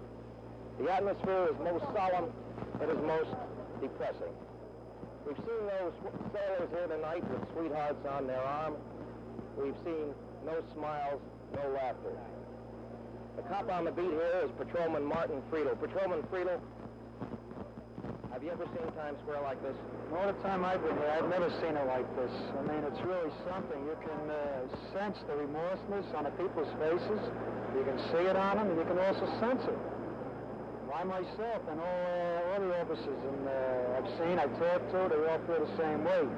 They all have like an open feeling in their stomach, just like I have. It's really something. It's really bad. I mean, even in the station house, there was no kidding around or anything like that today. Everybody was just dead serious. And you yourself? Myself, like I said before, I've got an open feeling in my stomach. It's really tragic. Very few people here compared to a normal Friday night. Oh, this is by no means a normal Friday night. Not by any means, not close to it. All your theaters are shut down, all the movies. The people are around, but Broadway is not Broadway tonight. Not the way it usually is. Thank you, Patrolman Friedel. That was Patrolman Martin Friedel of the Times Square Area Police Force. Yes, the police of New York reflect the overwhelming feeling of depression, of sadness on the part of the people. This is not a normal night, as Patrolman Friedel said. There's overwhelming sadness. There's a great sense of abnormalcy, of solemnity. Times Square and Broadway, dark, solemn, sad, depressed on the night of the day that President John F. Kennedy died. Gay Pressman, NBC News, Times Square. In New York's Times Square, as well as around the nation, people still trying to sort out their feelings about the assassination of President Kennedy. We would like to go now to Washington, D.C., and NBC correspondent Ray Scherer, who is stationed at the White House. To Ray Scherer at the White House in Washington. Inside the White House here, we've just had a news conference with Acting News Secretary Andrew Hatcher. President Johnson is not in the White House. He's in his office, the office that he used as vice president in the Executive Office Building, which is just across the street from the White House. He has a suite of offices on the second floor. He's working there at this moment. He met for 45 minutes with the leaders of Congress, both Republicans and Democrats. In attendance, Senator Kuechel, Senator Smathers, Speaker McCormick, Congressman Halleck, Senator Humphrey, Senator Mansfield, Senator Dirksen, Senator Fulbright. President Johnson asked them for their united support in the face of the tragedy that has befallen this country. These are the words of New Secretary Hatcher. President Johnson said that it is more essential than ever before that the country be united. The legislative leaders of both parties assured the president of their bipartisan cooperation. President Johnson has also talked with President Truman and President Eisenhower. The two former presidents will be here for the funeral. We are expecting the funeral arrangements very shortly now. President Johnson has been conferring with the president's brother-in-law, Sergeant Shriver, on those arrangements. Mrs. Kennedy has left the White House. She went immediately from the airport to the Walter Reed Hospital. She is not here now. The White House prefers not to say where she is. The children are with her. We are told that the children have not yet been told that their father has died. That's about it. One other correction. Earlier it was said that the casket rode in the baggage compartment of the plane. We are told this is not so. The casket was in the plane itself. Mrs. Kennedy was alongside all during the flight. That is the news here at the White House. We're expecting complete funeral arrangements shortly. Ray Scherer, NBC News at the White House. We do have this further word from Dallas. The prime suspect being held in connection with the assassination of President Kennedy is Lee H. Oswald. As you are perhaps aware, a Dallas policeman was killed a short time after the president was assassinated in a gun struggle with Oswald, and Oswald has been formally charged with that murder. However, no charges, so far as we know, have yet been lodged against him in connection with the assassination of President Kennedy. We have a report from Dallas bearing on this suspect, Oswald. It says the gunman who slew the President of the United States was a calculating man, that he had to be. For the shots that killed the President and wounded Texas Governor John Connally came from a pre-selected spot with a clear view of the motorcade. And there was evidence that the gunman sat and calmly gnawed fried chicken, waiting for the moment to kill. Police have one suspect, a man with ties to the shooting, but Lee H. Oswald, who is 24 years old, after 2 hours of questioning, more than that by now, is still clinging to his story that he did not do it. The fatal shots came from a floor of the Texas School Book Depository building. It was at a 45-degree angle about 100 yards away. Police know at least that much. They found the rifle partly hidden behind some books. It was a bolt-action model. We still do not know exactly what kind of rifle it was. We've had conflicting reports throughout the afternoon, some saying that it was British, others that it was German, even Japanese. They found some spent cartridges and scraps of the chicken meal. Thousands of persons were in the vicinity. The route of the president had been well publicized, and maps in the newspapers were pinpointed with the route that the president's motorcade would follow. 45 minutes after the president was shot, a Dallas policeman was slain, and this led to the arrest of Oswald, who has now been charged with that murder. Oswald was taken from a small theater, and he put up a fight, firing once from a pistol and cutting patrolman N.M. McDonald in a scuffle.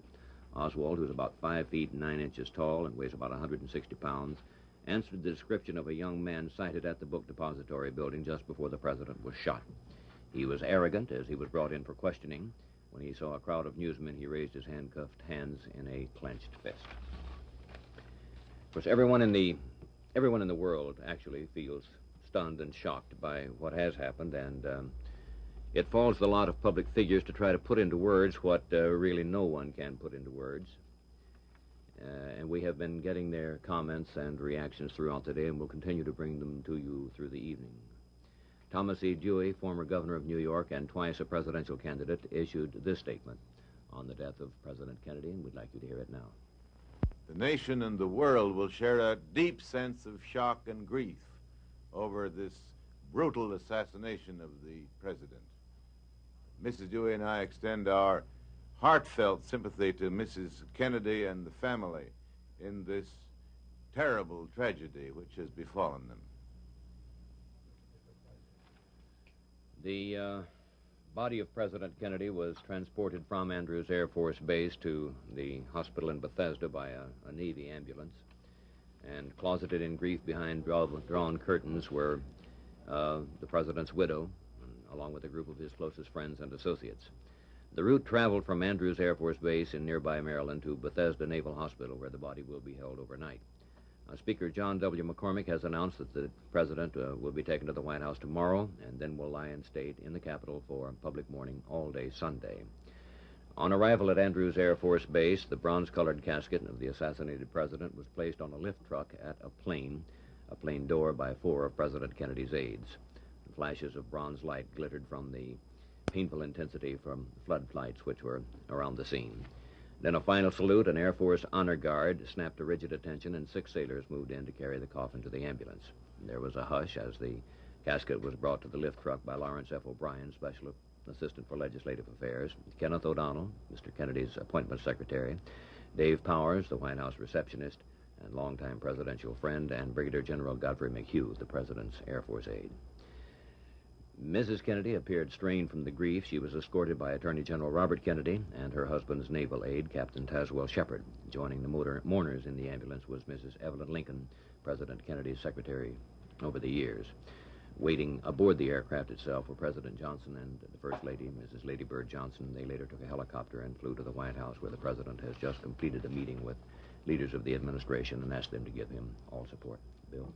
Yes, there will be a funeral mass for the late President Kennedy in Washington on Monday at the Shrine of the Immaculate Conception. Cardinal Cushing of Boston will say the mass. It will be at 1 o'clock Eastern Standard Time.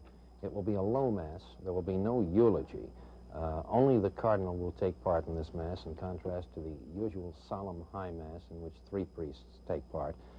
There still is no word on the burial of the president, where it will take place. Cardinal Cushing has long been a very close friend as well as spiritual advisor to the Kennedy family. It was Cardinal Cushing who gave the invocation at President Kennedy's inauguration. It was Cardinal Cushing who officiated at his marriage, who baptized the 2 Kennedy children, and also presided at the funeral mass for Patrick Bouvier Kennedy, the First Family's second son, whom they lost last summer. We will continue with our coverage in just a moment, but first we pause for station identification.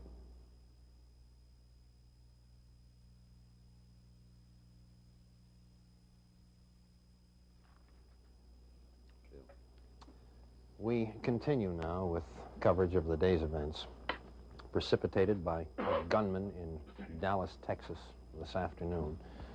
About 7 hours ago, when he fired at least 3 shots, one of which fatally wounded the President of the United States, and the other shots struck the governor of Texas, John Connally, who has undergone surgery, successful surgery, The bullet apparently has been removed from Governor Connolly. His condition is reported as, I believe the latest report was that he is in satisfactory condition. Frank? Former President Harry Truman says the assassination of President Kennedy is a great loss to the entire country. Mr. Truman said the late president was able, loved, and trusted. And perhaps even more revealing is this word from Mrs. Truman. She says her husband was so shocked by the news that he was unable to make a statement for 4 hours after the assassination. And Prime Minister Douglas Hume told a nationwide television audience in Britain tonight that the frightful deed that ended President Kennedy's life should dedicate the world anew to the late president's ideals. The Prime Minister characterized Mr. Kennedy as a man with a deep religious faith dedicated to healing the division among men. And Sir Winston Churchill says Mr. Kennedy's loss to the United States and the world simply cannot be calculated. The former British Prime Minister says those who follow Mr. Kennedy must strive to achieve the ideals to which he dedicated his presidency. And the United States ambassador to the United Nations, Adlai Stevenson, expressed his deep shock at the passing of the president. The tragedy of this day is beyond instant comprehension. All of us who knew him will bear the grief of his death to the day of ours. And all men everywhere who love peace and justice and freedom will bow their heads. At such a moment, we can only turn to prayer. Prayer to comfort our grief, to sustain Mrs. Kennedy and his family, to strengthen President Johnson, and to guide us in time to come. May God help us. The United States ambassador to the United Nations, Adlai Stevenson, commenting on the death of the president. Now, we have mobile units stationed at several locations. One of them is just outside the RCA building here at 30 Rockefeller Center in New York. And people are milling about the streets, still really unable to accommodate themselves to the happenings of the day. But we would like to get some reaction from the ordinary citizen, so let's go to that camera location outside the RCA building and NBC's Jeffrey Pond. In the crowd with us right now are several visitors from abroad. Where are you from, sir? From India. Did you approve of President Kennedy's policies? Oh, yes, we approved it very much. In fact, he was the best president we liked in India, and in President Kennedy's death, we have lost a very good friend. The sense of loss is worldwide. Yeah, I think so, yes. But in India, we have lost a very, very good friend. He did quite a lot for India, I mean, especially during the Chinese crisis and some other time also. Thank you, sir. I understand you were born abroad, too. Did you like the president? Oh, I admired him very much. I thought he was very intelligent and able and courageous, and I'm very, very sorry and very sad. And although not being an American, I feel somewhat an American tonight. Are you worried about the impact on world affairs? Oh, yes. I hope, nevertheless, that what President Kennedy stood for will be carried on. What did you approve of most? Well, I admired him very much for his firm stand during the Cuban crisis, and also for his stand on civil rights, and, well, this is something I also stand for and admire him for. Thank you very much. This is Jeff Pond, NBC News in New York, returning you to our New York studios. Perhaps that young lady who just spoke with NBC's Jeffrey Pond summed it up for the entire world. She, though foreign-born, feels somewhat of an American tonight. The latest word we had from Washington, from NBC's Ray Scherer, is that President Johnson is in executive offices across the street from the White House, that he has met with congressional leaders from both parties, and they have pledged their united support to him in this tragedy. Mrs. Kennedy and the children have disappeared from public view. There is no word on where they are at this time. And now we would attempt something that, of course, cannot really be done, not definitively, Nonetheless, we will try to, in words and pictures, bring you a summation, an evaluation of the man who died today. John Fitzgerald Kennedy was sworn in as the nation's 35th president on January 20th, 1961, the first Roman Catholic ever to hold that office.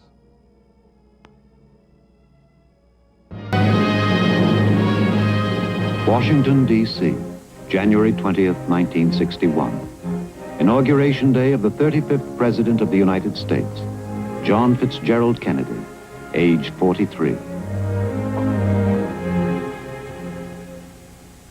Only a few generations have been granted the role of defending freedom in its hour of maximum danger.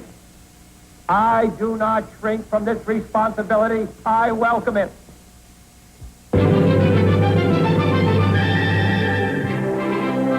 That responsibility and its cares came thick and fast. But this was a festive day for Mr. Kennedy and his young wife. They had just had their second child, John Jr., and the president was not yet 44 years old. Experience in the House and the Senate were his preparation for the presidency. In a sense, though, his training had begun long years before he entered the House at 1600 Pennsylvania Avenue, the youngest man ever elected president, the exponent of the new frontier, partisan of a new, young look at a tangled world. John Fitzgerald Kennedy was the second of 9 children in the family of financier Joseph P. Kennedy. He was a lightweight, but he battled at football. He was schooled at Choate, then went to Princeton and Harvard. Before he'd finished college, he accompanied his father to England, where the elder Kennedy was appointed ambassador to the court of St. James. From this experience and his Harvard studies came his first book, published in 1940, Why England Slept, a study of the unpreparedness that helped lead to World War II. In that war, John Fitzgerald Kennedy commanded a PT boat in the Pacific. A Japanese destroyer rammed and sank it, but he kept his crew alive to be rescued after 5 days on a tiny island. His elder brother, Joseph Kennedy Jr., was not so lucky, killed in action over Germany. Joseph Kennedy Sr. had wanted his eldest son to be president. With his death, the task devolved on John Fitzgerald. The war set the stage for his political career. Mr. Kennedy's first battle in the political arena won him a congressional seat in 1947. From there, he moved on to the Senate, where he was one of the earliest to take the field against Teamster czar James Hoffa. While he was campaigning for the Senate, he met Jacqueline Bouvier, who later became his wife. Their courtship and marriage were delayed because of the press of politics, but as soon as his public work permitted, they were married. The ceremony was performed on September 12, 1953, at St. Mary's Church in Newport, Rhode Island. The ceremony performed by the Most Reverend Richard Cushing, now Richard Cardinal Cushing. Their wedding was considered one of the year's social highlights. Back in the Senate, Mr. Kennedy was faced with another problem. A war-incurred back injury began to give him trouble. He entered Manhattan's Hospital for Special Surgery in October 1954 and underwent a double fusion of spinal discs. After his recovery, Mrs. Kennedy said the day he threw away his crutches was one of the happiest in her life. Mr. Kennedy refused to let illness or his personal life interfere with his career. And in 1960, he went to the convention seeking nomination for the nation's highest office. The convention in Los Angeles was a knockdown, drag-out affair. Critics felt he was too young, that he lacked experience for the high office he sought. But his strategists overcame all opposition, and he was selected to face Richard Nixon in one of the nation's toughest elections. Mr. Kennedy was never one to duck a tough fight. When the campaign started, he came out full strength with a demand that Nixon debate with him on the key issues of the day. His opponent agreed, and they met in political combat in the world's first televised debate between 2 presidential candidates. There are some who say these televised meetings gave Mr. Kennedy the edge. There were no holds barred in the campaign that followed. Cuba and other key issues of the day occupied most of the interest. At no time was there any doubt that the election would be one of the closest in the nation's history. This was borne out on Election Day when the voters began going to the polls. Mr. Kennedy and members of his family waited out the election at Hyannisport in Massachusetts while the voters decided whether they wanted to continue the policies of President Eisenhower by electing his vice president or change the administration by sending a Democrat to the White House, the nation's first Roman Catholic president. The returns seesawed, first giving the edge to one side and then to the other. When there seemed to be no doubt that Mr. Kennedy had been elected president, he made this brief statement. Every degree of mind and spirit that I possess will be devoted to the long-range interests of the United States and to the cause of freedom around the world. So now my wife and I prepare for a new administration and for a new baby. Thank you. One of President Kennedy's gravest problems in foreign affairs, and the one that brought the closest confrontation with Soviet Premier Khrushchev, was Cuba. Early in September of 1962, the president warned that Premier Castro's military strength had been bolstered by deliveries of Soviet equipment. The warnings were repeated. On October 22nd, the president cut short a Western campaign trip to make an 18-minute television speech of national urgency. He told the nation a series of offensive missile sites were in preparation in Cuba, and that he had ordered a naval and air arms quarantine of the island. It shall be the policy of this nation to regard any nuclear missile launched from Cuba against any nation in the Western Hemisphere as an attack by the Soviet Union on the United States, requiring a full retaliatory response upon the Soviet Union. Within the next 10 days, and under the threat of nuclear war, developments were fast. The quarantine was imposed. A Soviet ship stopped and searched. Finally, Khrushchev agreed to dismantle the bases under UN inspection. And on November 2nd, the president reported that Soviet missile bases were being dismantled. As the focal point of international interest and tension drifted away from that little island in the Caribbean, President Kennedy still faced a number of major international problems, including those with our Western allies. The government of Britain's Prime Minister Macmillan, a staunch ally, was on the wane, and America's traditional friendship with France, although kept up on the surface, was gradually being strained, with President de Gaulle stubbornly clinging to an almost go-it-alone role, seeking to become an independent nuclear power. The NATO alliance itself was at a turning point as military and government officials tried to reshape it to meet the ever-changing prospects of war and defense. Russia's Khrushchev picked away at America's proposal to form a multinational nuclear fleet as part of the NATO alliance. However, despite the persistent problems, the United States and the Soviet Union were able to reach a dramatic agreement, a limited nuclear test ban treaty, hailed by the world as a major step toward eliminating thermonuclear war, and certainly a high point in the foreign affairs of President Kennedy.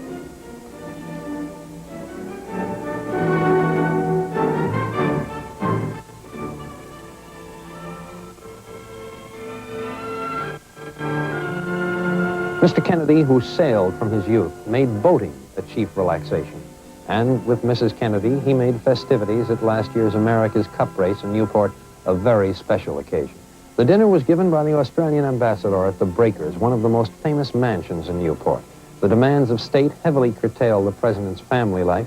There were times when formal occasions like this one had to provide the rare moments of relaxation with the First Lady. But the president and Mrs. Kennedy hoped for a normal life with 6-year-old Caroline and 3-year-old brother John. Last August, when the Kennedys were vacationing at Hyannisport, the First Lady gave birth to a boy. Tragically, John Bouvier Kennedy lived only a few days. But there were many happy days in Hyannisport where the president and his wife shared all their spare summer moments with the children. There was sailing and horseback riding and quiet private moments. On the domestic front, civil rights was Mr. Kennedy's greatest problem. Long, smoldering Negro resentment flared to impatience. It helped the presidency, but plagued Mr. Kennedy's every move in domestic policies. At one time, he made a direct appeal, such as this on Albany, Georgia. Let me say that I find it wholly inexplicable why the City Council of Albany will not sit down with the citizens of Albany, maybe Negroes, and attempt to secure to them in a peaceful way their rights. The United States government is involved in sitting down at Geneva with the Soviet Union. I can't understand why the government of Albany, the City Council of Albany, cannot do the same for American citizens. Birmingham made the biggest headlines and gave Mr. Kennedy his biggest problems. Water hoses became a symbol of the passions aroused by the civil rights movement. Many of these passions were directed against Mr. Kennedy, and they were echoed in the Congress, where the president's support for equal rights and his far-reaching civil rights bill created a solid block of opposition to many of his other programs. Even the historic August March on Washington, to which Mr. Kennedy gave his blessing, failed to break the congressional logjam. And at what turned out to be his final news conference, Mr. Kennedy conceded that his civil rights bill would not pass this year.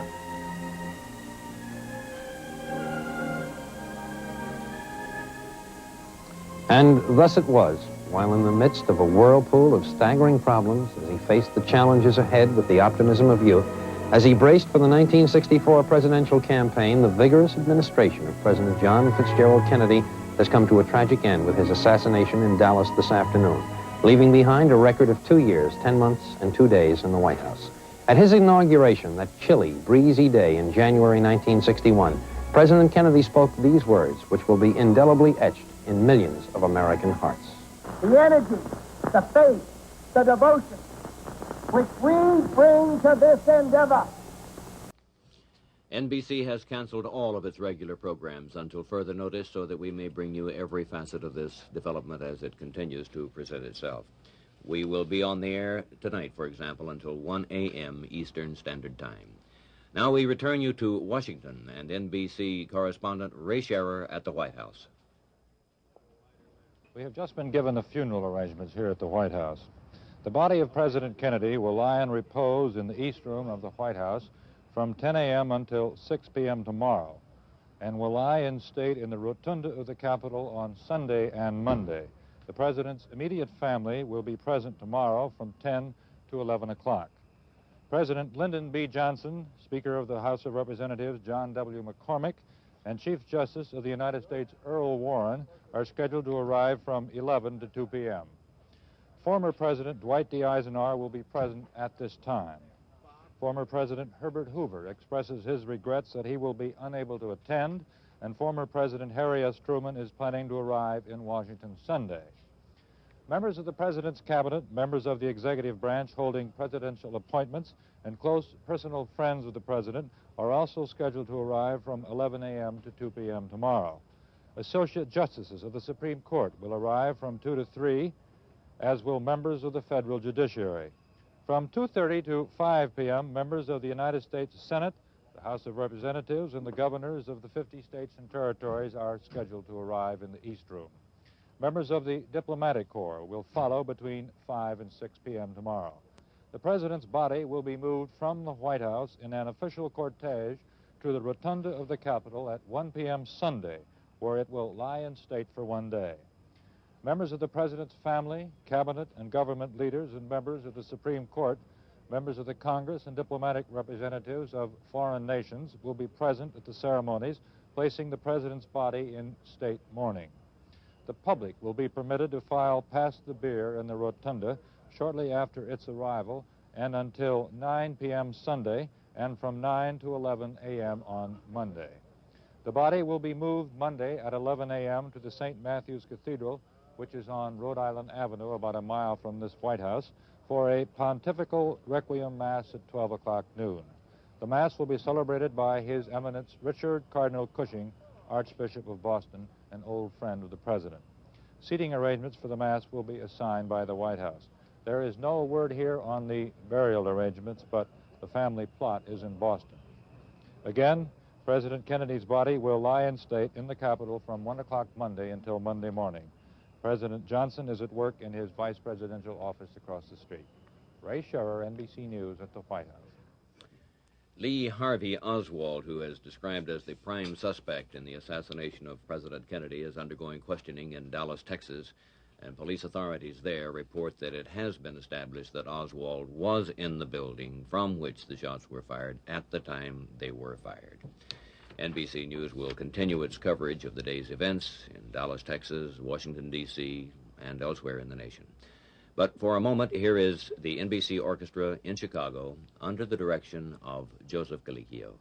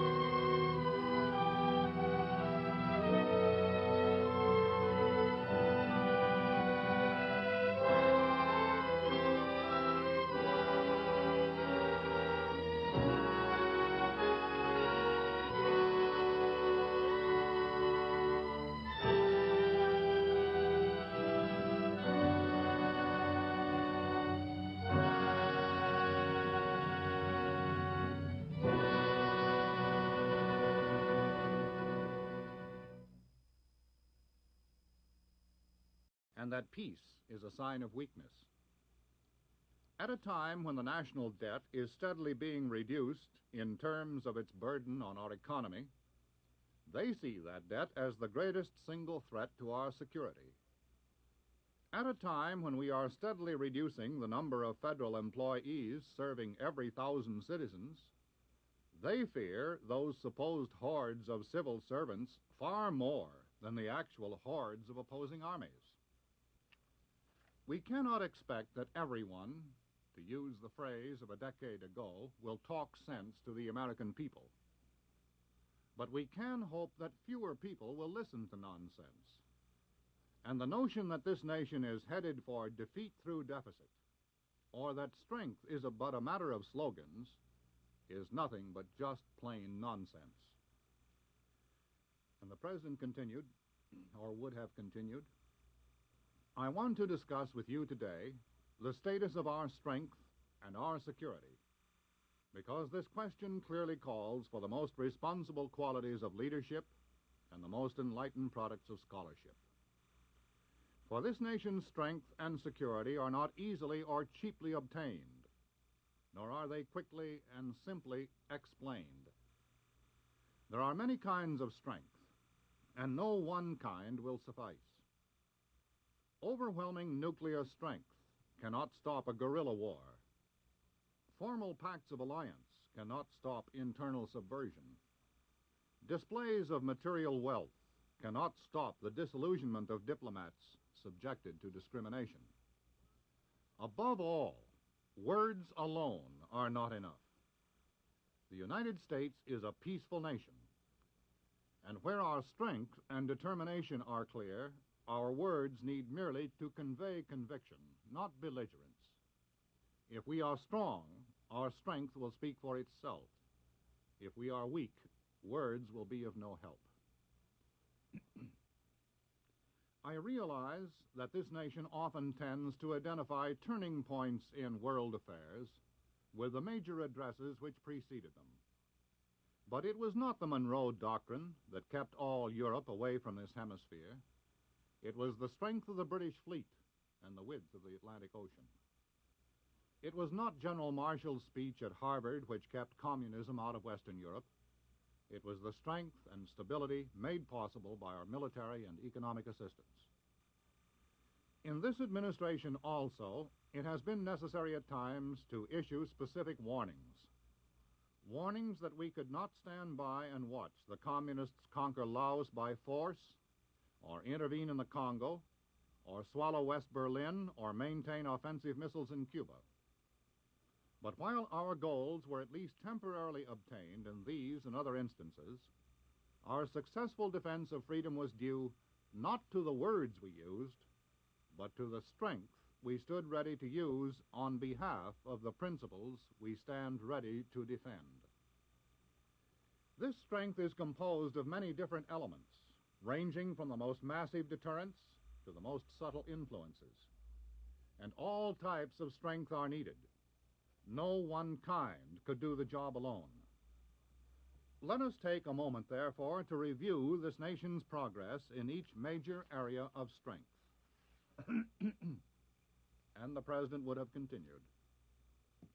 First, Secretary McNamara made clear in his address last Monday the strategic nuclear power of the United States has been so greatly modernized and expanded in the last 1,000 days by the rapid production and deployment of the most modern missile systems that any and all potential aggressors are clearly confronted now with the impossibility of strategic victory and the certainty of total destruction if, by reckless attack, they should ever force upon us the necessity of a strategic reply.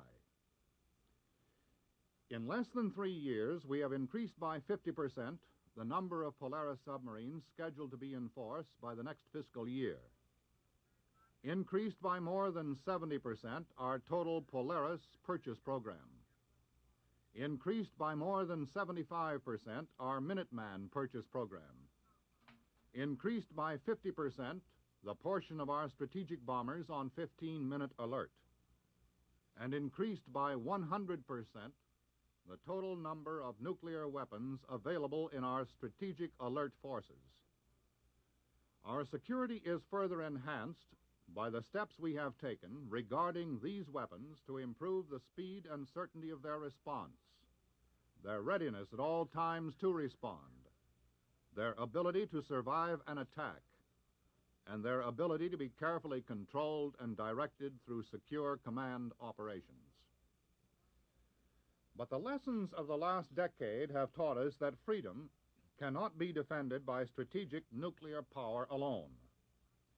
We have, therefore, in the last 3 years, accelerated the development and deployment of tactical nuclear weapons and increased by 60% the tactical nuclear forces deployed in Western Europe. Nor can Europe or any other continent rely on nuclear forces alone, whether they are strategic or tactical. We have radically improved the readiness of our conventional forces, increased by 45% the number of combat-ready Army divisions, increased by 100% the procurement of modern Army weapons and equipment, increased by 100% our ship construction, conversion, and modernization program, increased by 100% our procurement of tactical aircraft, increased by 30% the number of tactical air squadrons, and increased the strength of the Marines. As last month's Operation Big Lift, which originated here in Texas, showed so clearly, this nation is prepared as never before to move substantial numbers of men in surprisingly little time to advance positions anywhere in the world. We have increased by 175% the procurement of airlift aircraft, and we have already achieved a 75% increase in our existing strategic airlift capability. Finally, moving beyond the traditional roles of our military forces, we have achieved an increase of nearly 600% in our special forces, those forces that are prepared to work with our allies and friends against the guerrillas, saboteurs, insurgents, and assassins who threaten freedom in a less direct but equally dangerous manner. The President would have continued. He would have said, "But American military might should not and need not stand alone against the ambitions of international communism. Our security and strength in the last analysis directly depend on the security and strength of others. And that is why our military and economic assistance plays such a key role in enabling those who live on the periphery of the communist world to maintain their independence of choice. Our assistance to these nations can be painful, risky, and costly, as is true in Southeast Asia today. But we dare not weary of the task. For our assistance makes possible the stationing of 3.5 million Allied troops along the communist frontier at 1/10 the cost of maintaining a comparable number of American soldiers. A successful communist breakthrough in these areas, necessitating direct United States intervention, would cost us several times as much as our entire foreign aid program and might cost us heavily in American lives as well. About 70% of our military assistance goes to 9 key countries located on or near the borders of the communist bloc. 9 countries confronted directly or indirectly with the threat of communist aggression: Vietnam, Free China, Korea, India, Pakistan, Thailand, Greece, Turkey, and Iran. No one of these countries possesses on its own the resources to maintain the forces which our own chiefs of staff think needed in the common interest. Reducing our efforts to train, equip, and assist their armies can only encourage communist penetration and require in time the increased overseas deployment of American combat forces. And reducing the economic help needed to bolster these nations that undertake to help to defend freedom can have the same disastrous result. In short, the $50 billion we spend each year on our own defense could well be ineffective without the $4 billion worth of foreign assistance. The President would have gone on. Our foreign aid program is not growing in size. It is, on the contrary, smaller now than in previous years. It has had its weaknesses, but we have undertaken to correct them. And the proper way of treating weaknesses is to replace them with strength, not to increase those weaknesses by emasculating essential programs. Dollar for dollar, in or out of government, there is no better form of investment in our national security than our much abused foreign aid program. We cannot afford to lose it. We can afford to maintain it. We can surely afford, for example, to do as much for our 19 needy neighbors of Latin America as the communist bloc is sending to the island of Cuba alone. I have spoken of strength largely in terms of the deterrence and resistance of aggression and attack. But in today's world, freedom can be lost without a shot being fired, by ballots as well as bullets. The success of our leadership is dependent upon respect for our mission in the world as well as our missiles, on a clearer recognition of the virtues of freedom as well as the evils of tyranny. That is why our information agency has doubled the shortwave broadcasting power of the Voice of America and increased the number of broadcasting hours by 30%. Increased Spanish language broadcasting to Cuba and Latin America from 1 to 9 hours a day. Increased sevenfold to more than 3.5 million copies the number of American books being translated and published for Latin American readers, and taken a host of other steps to carry our message of truth and freedom to all the far corners of the earth.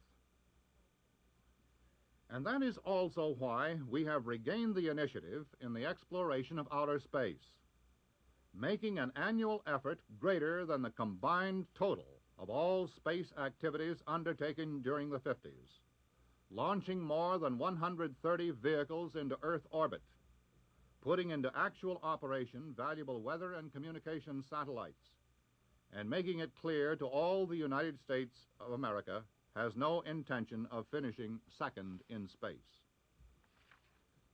And the President would have gone on. This effort is expensive, but it pays its own way for freedom and for America. For there is no longer any fear in the free world that a communist lead in space will become a permanent assertion of supremacy and the basis of military superiority. There is no longer any doubt about the strength and skill of American science, American industry, American education, and the American free enterprise system. In short, our national space effort represents a great gain in and a great resource of our national strength, and both Texas and Texans are contributing greatly to this strength. Finally, it should be clear by now that a nation can be no stronger abroad than she is at home. Only an America which practices what it preaches about equal rights and social justice will be respected by those whose choice affects our future. Only an America which has fully educated its citizens is fully capable of tackling the complex problems and perceiving the hidden dangers of the world in which we live. And only an America which is growing and prospering economically can sustain the worldwide defenses of freedom while demonstrating to all concerned the opportunities of our system and society. It is clear, therefore, that we are strengthening our security as well as our economy by our recent record increases in national income and output, by surging ahead of most of Western Europe in the rate of business expansion and the margin of corporate profits, by maintaining a more stable level of prices than almost any of our overseas competitors, and by cutting personal and corporate income taxes by some $11 billion, as I have proposed, to assure this nation of the longest and strongest expansion in our peacetime economic history. This nation's total output, which 3 years ago was at the $500 billion mark, will soon pass $600 billion, for a record rise of over $100 billion in 3 years. For the first time in history, we have 70 million men and women at work. For the first time in history, average factory earnings have exceeded $100 a week. For the first time in history, corporation profits after taxes, which have risen 43% in less than 3 years, have reached an annual level of $27.4 billion. And the President would have concluded, my friends and fellow citizens, I cite these facts and figures to make it clear that America today is stronger than ever before. Our adversaries have not abandoned their ambitions. Our dangers have not diminished. Our vigilance cannot be relaxed.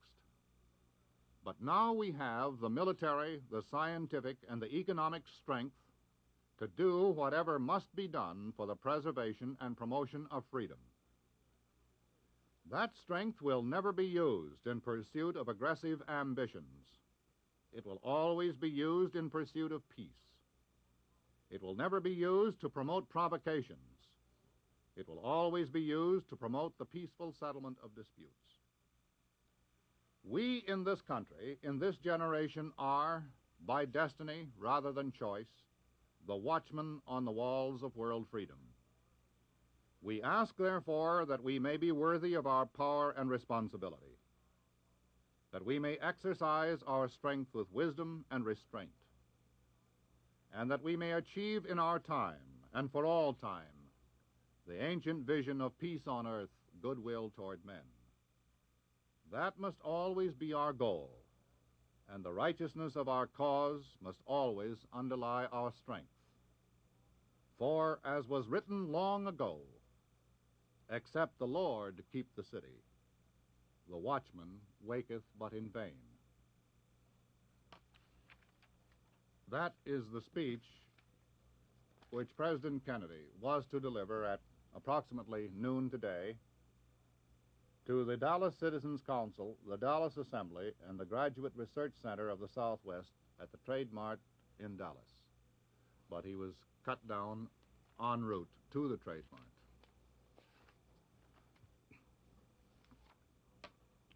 Let us pause now briefly for station identification.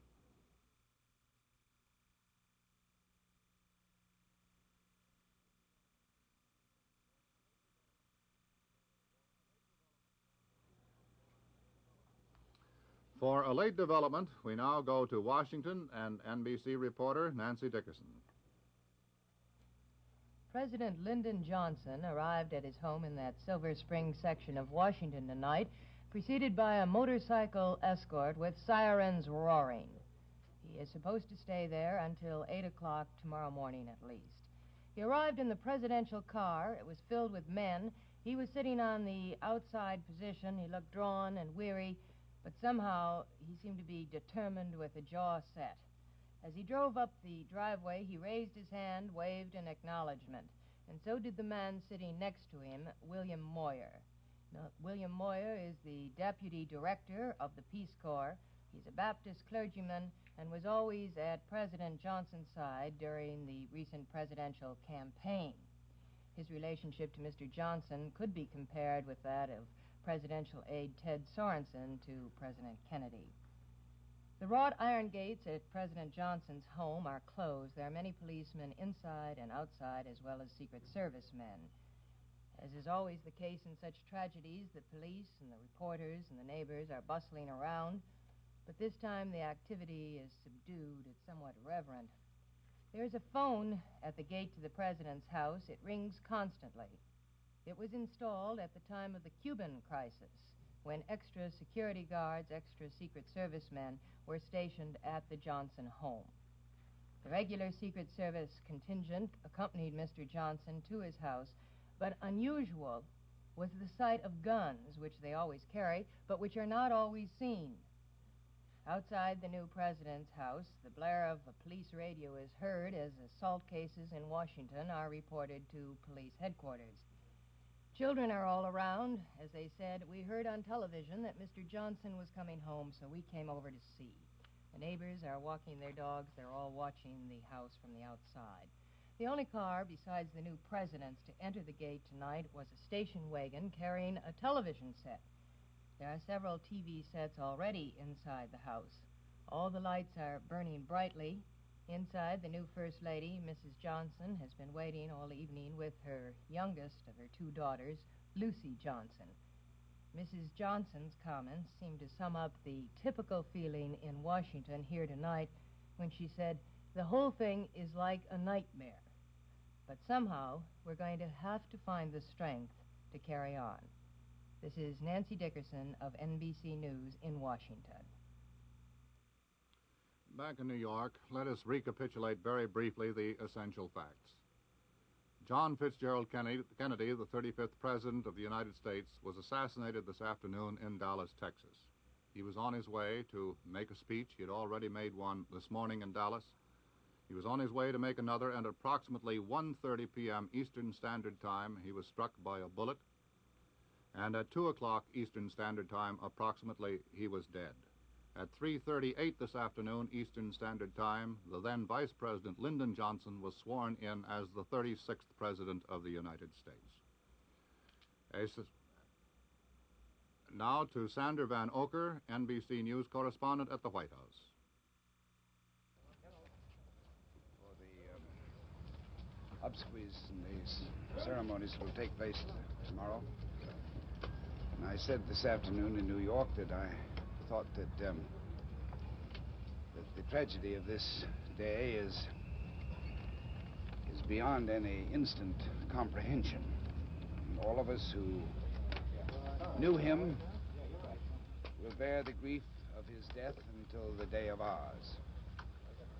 And all men everywhere who love justice and freedom and peace will bow their heads.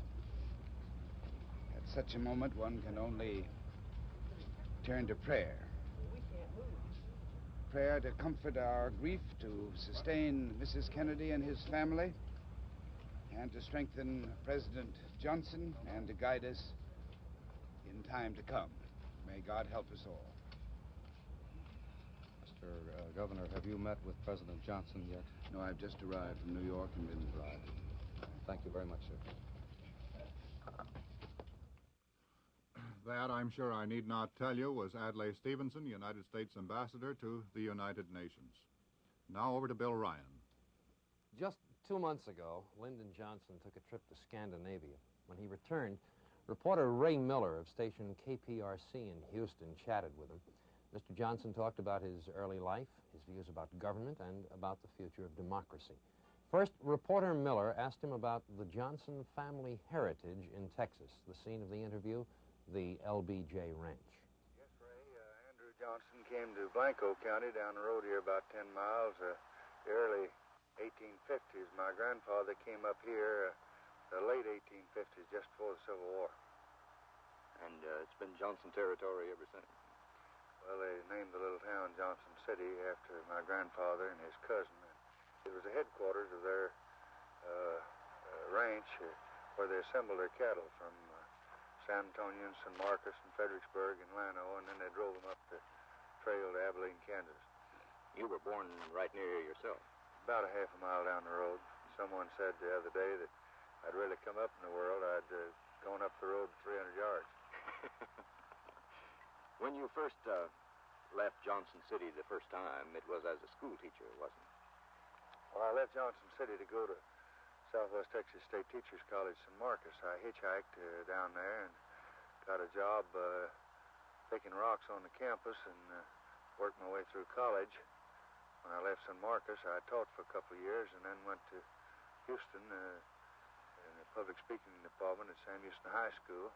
From there, I went to Washington as a congressman's secretary. And when did you discover you had this flair for politics? Well, I don't know that I've ever discovered I had a flair. I had a deep interest in it from my earliest memory.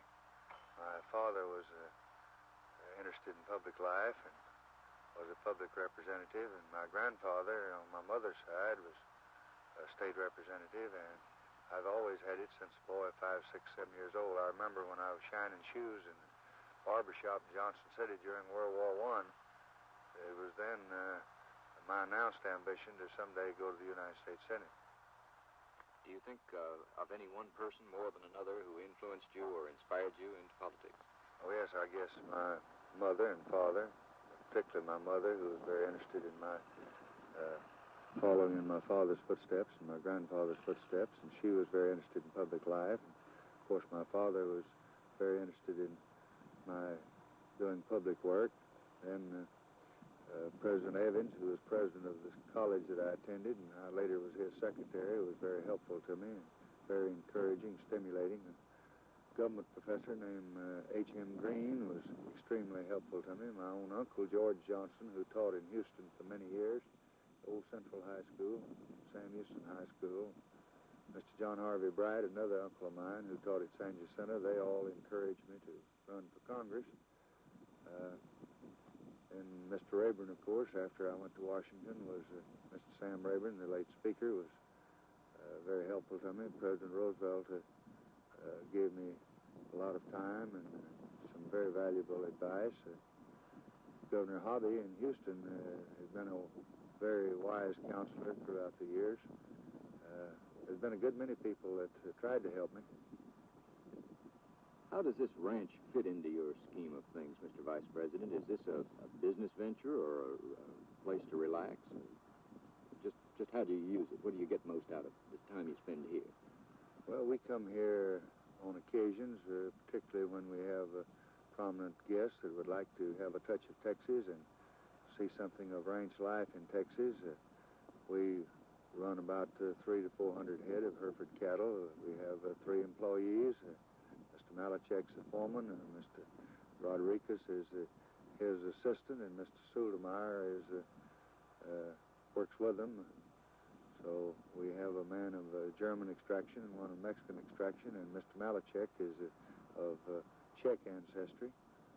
Then we have a Negro man who runs the household proper named James Davis. We bring our guests here at infrequent intervals. I'd guess 4 or 5 guests a year, but mostly it's a working ranch, and we try to make ends meet. When it rains, the creeks don't rise. Why, we do right well, and some years we don't. Drought years were rather bad on us. This year's been a good one. We've had good rains. The cattle are fat, and we're happy. A lot of people thought when you gave up the majority leadership in the Senate to become vice president that you would find it a come down. How do you find it? Well, I can't imagine why anyone would think that. I don't think the vice presidents come down from anything. There are only 2 officers in the land that are elected by all the people, the president and the vice president. I've never known any majority leader, any senator that wouldn't be willing to serve as vice president if his people were willing to elect him. Late Vice President Barkley was a former majority leader, senator. Vice President Garner was former Speaker of the House, which is sometimes regarded as a number 2 position, second only to the presidency. But the vice president's job is a very interesting job. It represents all the people of the nation. You're second in command. You're a close counselor with the president. You work with him on all the national problems. You preside over the Senate. In my instance, the president's asked me to be chairman of the President's Committee on Equal Employment Opportunity, dealing with the entire civil rights problem, particularly as pertains to jobs. And we've had a highly successful effort in that field. This vice president was made chairman of the National Space Council, the Secretary of Defense and Secretary of State, and Mr. Webb, the NASA administrator, and the chairman of the Atomic Energy Commission sit on. There's just 5 of us. We recommend the space policies of the nation. I'm chairman of the President's Peace Corps Advisory Commission, and the Peace Corps requires some of my time. So I find it a very stimulating and enlightening and enjoyable experience, and the only time I hear anything that might be unpleasant about the vice presidency is usually from some cynic or someone who doesn't know much about it. You find it keeps you busy? Quite. You've traveled all over the world, and I suppose been in nearly all the major hotspots in the last 3 years, Mr. Vice President. How do you feel about the prospects for the future? I feel good. I think we're living in a marvelous period of civilization. I've traveled in the Western Hemisphere, all Latin America, throughout Southeast Asia, Thailand, Vietnam, India, Pakistan, traveled all over Europe, Berlin, right after the wall went up, Paris, London. We just returned from a trip to Northern Europe. Our first trip was to the continent of Africa. So we've been on all the continents, and I think that I can say without any doubt that I'm so proud to be an American. I think that we live the kind of a life that the rest of the world would like to emulate. I think we're the most respected nation in the world. I think we're the most beloved nation in the world. I think this stuff that you read and hear from the hucksters about the ugly American is just a lot of bunk. I think that we're the beloved American instead of the ugly American. We've got a peculiar system of government, and it's true that we have our crises and our difficult times, and at times a lot of people get afraid and panic and stampede easily. But there's no question but what if we survive and if our philosophy prevails in the world, it's going to prevail for one reason. That's not because of our superiority resources, because actually the Soviet Union in some respects has more resources than we have. They have nearly 600 million acres of tillable land compared to our 187. They have a superiority of water resources and perhaps greater potential of oil resources than we have. But if we survive and if our philosophy prevails, it's going to be because of one reason. And what's the reason? The type of government the United States has. We have the free enterprise system, the incentive system, the system that says to the capitalist that you can take your dollar and invest it in revenue-producing property. And it says to the manager that you get up at daylight and work till midnight and develop stomach ulcers managing people and managing money and bringing the two together, and that we'll give you a profit-sharing plan, and we'll give you a bonus at the end of the year, and we'll give you something for Molly and the babies that's your own. Says to the last third, the workers, that we'll give you a pension system, and we'll provide for some kind of a bonus for you, and profit sharing, and a minimum wage, and our workers are the best treated workers in the world. So the capitalist and the manager and the worker, the three of them go together. Give us a system of government that is unequaled anywhere in the world, and I think ultimately other people will embrace our system instead of our ever embracing theirs. I think we're a mighty lucky people. We owe a great deal to our ancestors, to our forefathers, who fashioned out the system under which we operate. And I'm not a doubter, and I'm not one who's afraid, and I'm not one who hates. I believe that America is a very beloved nation, has the best system, will prevail and will survive, and that we've got a lot to protect and a lot to preserve, and we're going to do it, and the next generation is going to be better than the last one. So I'm very hopeful. Do you think we're doing everything we should be doing to protect and preserve the system? No, not everything. I can think of things that I would do that the other fellow is not doing in the state or the local or the federal level. I see things we do that I would call mistakes. We don't all see everything alike. If we did, we'd all want the same life. But by and large, overall, we've got much to be proud of and very little to be ashamed of. And America is the greatest land where anyone can live. And my plane has never put down anywhere. Nor have I seen anyone come up to greet us. But what I really believe, they'd like to change places with me and come to where I live and let me stay where they live. What do you think is our biggest current problem? Learning to get along with the rest of the world. There are 3 billion people in it, and we represent less than 1/15 of the total. We have the highest standards of living of any of them. They all want what we've got. We hear a lot about our bureaucracy, our local and state and federal government, and the number of employees, but when all's said and done, the American averages who works in manufacturing industries over $100 a week.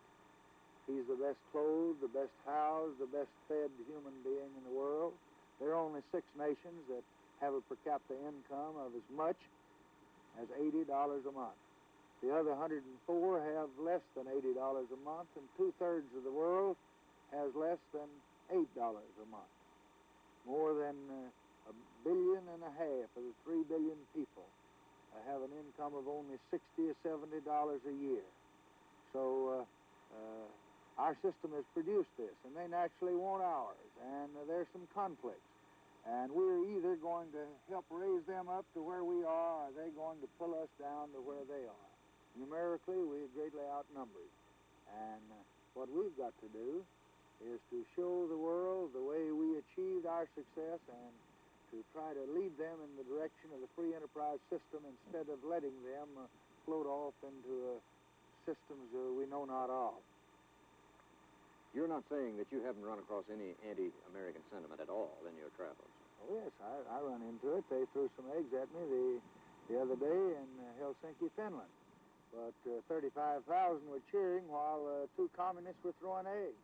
And we were standing there on the Soviet border, and when the American flag, when Old Glory, appeared on the front fender of our limousine, why, 35,000 people broke through the roped-off grounds and started throwing ticker tape from the windows and hollering, "America, America, Kennedy, Kennedy, United States."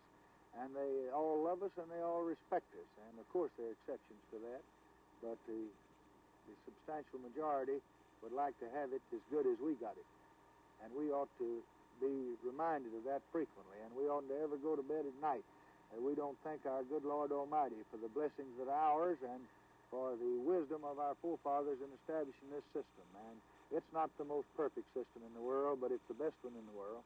In all the years that you've spent in That was a recorded interview with the then Vice President Lyndon Johnson after a trip to Scandinavia just 2 months ago. When he returned, reporter Ray Miller of station KPRC in Houston chatted with him in the interview you have just heard. But now to Charles Murphy once again, WBAP-TV, Fort Worth, Dallas. The mayor of the city of Dallas, Earl Cabell, feels tonight the blood of a president stains his city. He has expressed feelings of shock and grief for all of Dallas's citizens. The mayor said the act of assassination could only be the work of a deranged man. Interviewed in his office tonight, Mayor Cabell made this statement. After the events of today, frankly, I'm still in a state of shock, and it's hard to collect my thoughts and to be coherent. When you think that when Mrs. Cabell and I welcomed the President, Mrs. Kennedy, the Vice President, and Mrs. Johnson on their arrival this morning, the completely friendly atmosphere that pervaded the whole ceremony, and then that magnificent caravan through the streets of Dallas, and where we remarked that never in our lives and the lifetime that we've spent here in Dallas have we seen so many thousands of people turn out for any event. Never have we seen such enthusiasm, such warmth. Never have we seen such spontaneous applause that greeted car after car as they passed.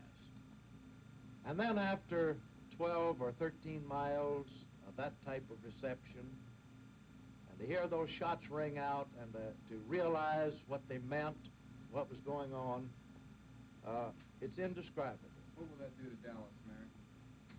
I don't think that this will hurt Dallas as a city, because I believe that the people of the nation realize that this was not an act of Dallas, not an act of the true thinking of Dallas. This was the act of a maniac.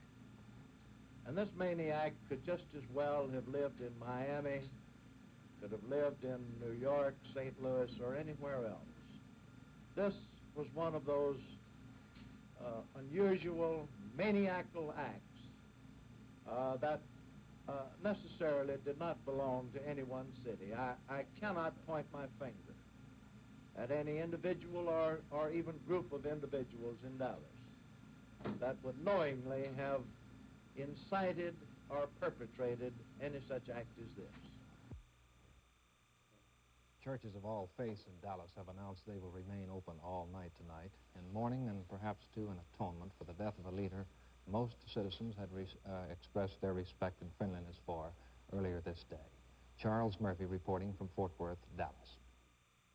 Among the expressions of shock, dismay, and condolence which are coming in from all over the world at the death of President Kennedy is this from General of the Army Douglas MacArthur, sent tonight from New York to Mrs. Kennedy. Quote, "I realize the utter futility of words at such a time, but the world of civilization shares the poignancy of this monumental tragedy. As a former comrade in arms, his death kills something within me." The tribute of General of the Army Douglas MacArthur to the late President John Fitzgerald Kennedy. The people, too, pay their tributes in their own halting ways. One of our mobile units here in New York brings you some of those tributes now to NBC's Jeff Pond on New York's 49th Street. Like millions of Americans, the two gentlemen with me had a personal feeling for President Kennedy. They had seen him in person. What were the circumstances in your case? I was visiting Boston and happened to be there when he left his hotel in Park Square. What sort of impression did he leave you with? He was a very dynamic personality, so full of life and electricity that even if I didn't know he was president, he was the type of man that I would have looked at and wondered, who is that? And in your case, sir? As a student at the University of California, I was among 100,000 people who saw him speak about a year and a half ago on the University of California campus. And it was quite sobering. The pomp and pageantry of the doctoral gowns, caps and gowns, kind of obscured the president, and it was sobering to me, and I think to many of the people there, that this man bore so much on his shoulders. What is your favorite memory of him? My favorite memory is the Cuban crisis, when the missiles were found to be in Cuba. And I had just been released from the Army, but I was so very proud of what he had done, even though it meant that I might have been recalled and might have had to fight. I felt that what he did was a great thing. Are you worried about the impact of his death on the conduct of world affairs? I don't know enough about world affairs to be worried about what's... I'm worried only in the sense of that Mr. Kennedy was such a dynamic personality. Will anyone else be able to fill his shoes? Do you think so? Do I think, well, as far as filling his shoes, nobody could ever be personally like the president. I believe, I hope that the political situation in the United States is so well-founded that it won't have a terrific impact. Of course, as far as personal relations, to every political person, there's a certain amount of personal relations with other countries, and for a while, it will take a while to overcome that. Thank you very much. This is Jeffrey Pond, NBC News in New York, returning you to our New York studios. Here's a poignant news story from San Antonio. Representative Henry B. Gonzalez of San Antonio said tonight that he watched the nation's first lady, caked with blood, kiss the lifeless body of her husband on the lips in a last goodbye, and take the ring off her finger and place it on his. "I couldn't take it," Gonzalez told the San Antonio Express in a telephone call from Washington, "so I walked away." Minutes later, Gonzalez said 4 attendants wheeled the bronze coffin containing the body of John F. Kennedy out of Dallas Parkland Hospital for the last trip home. The congressman was in the presidential motorcade 5 cars behind the president when the shots rang out. Now we have on tape the statement of former President of the United States, Dwight D. Eisenhower.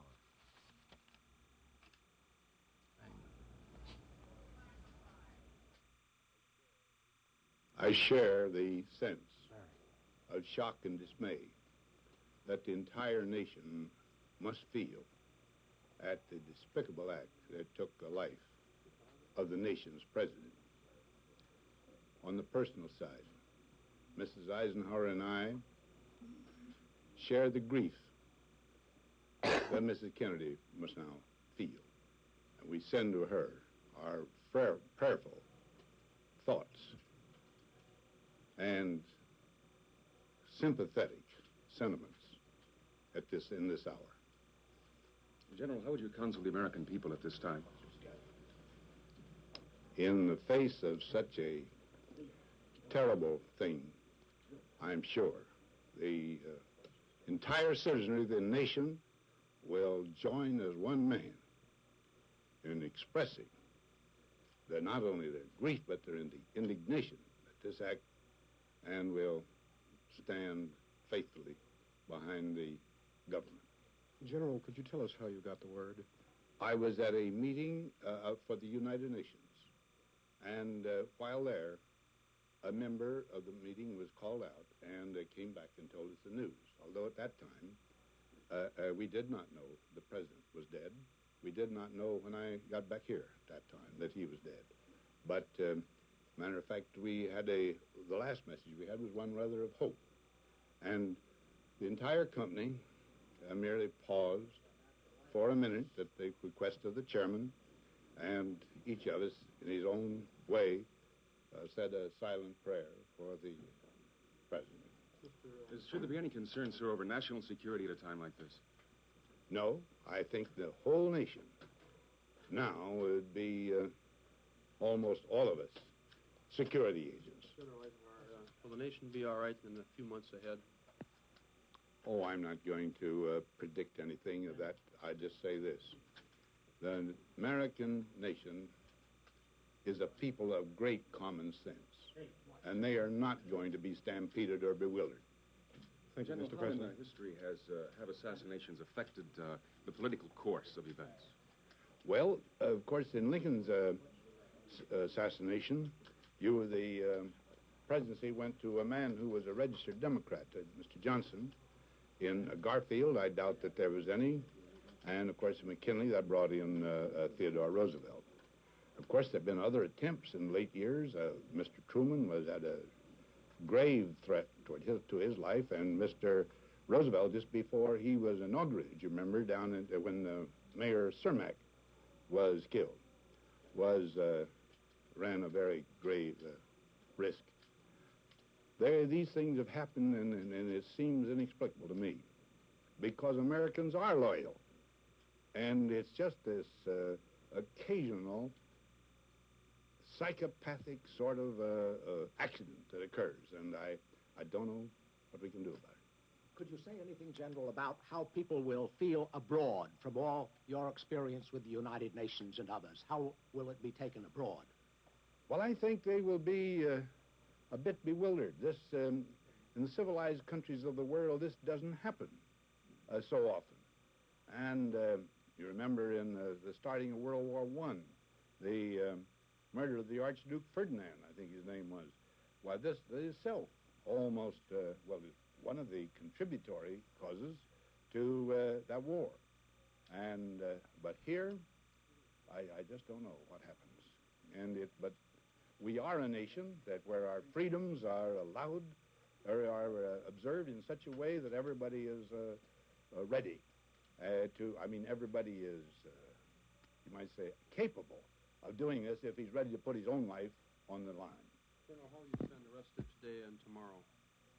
How will you spend the rest of today and tomorrow? I have canceled the dinner date that I had for tonight. Tomorrow, I'm going immediately to my home, and if I'm wanted for any purpose whatsoever, I will, of course, be available. Would you have any advice for the American people at this time, General? No, as I said, I know the American people will stand solid, and they will not be stampeded.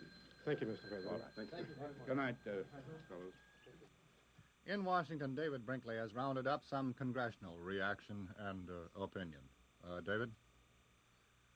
We have. Before that, there's the fact that the new president has set up a meeting tomorrow morning at the White House at 9:30 with the Secretary of State, Dean Rusk.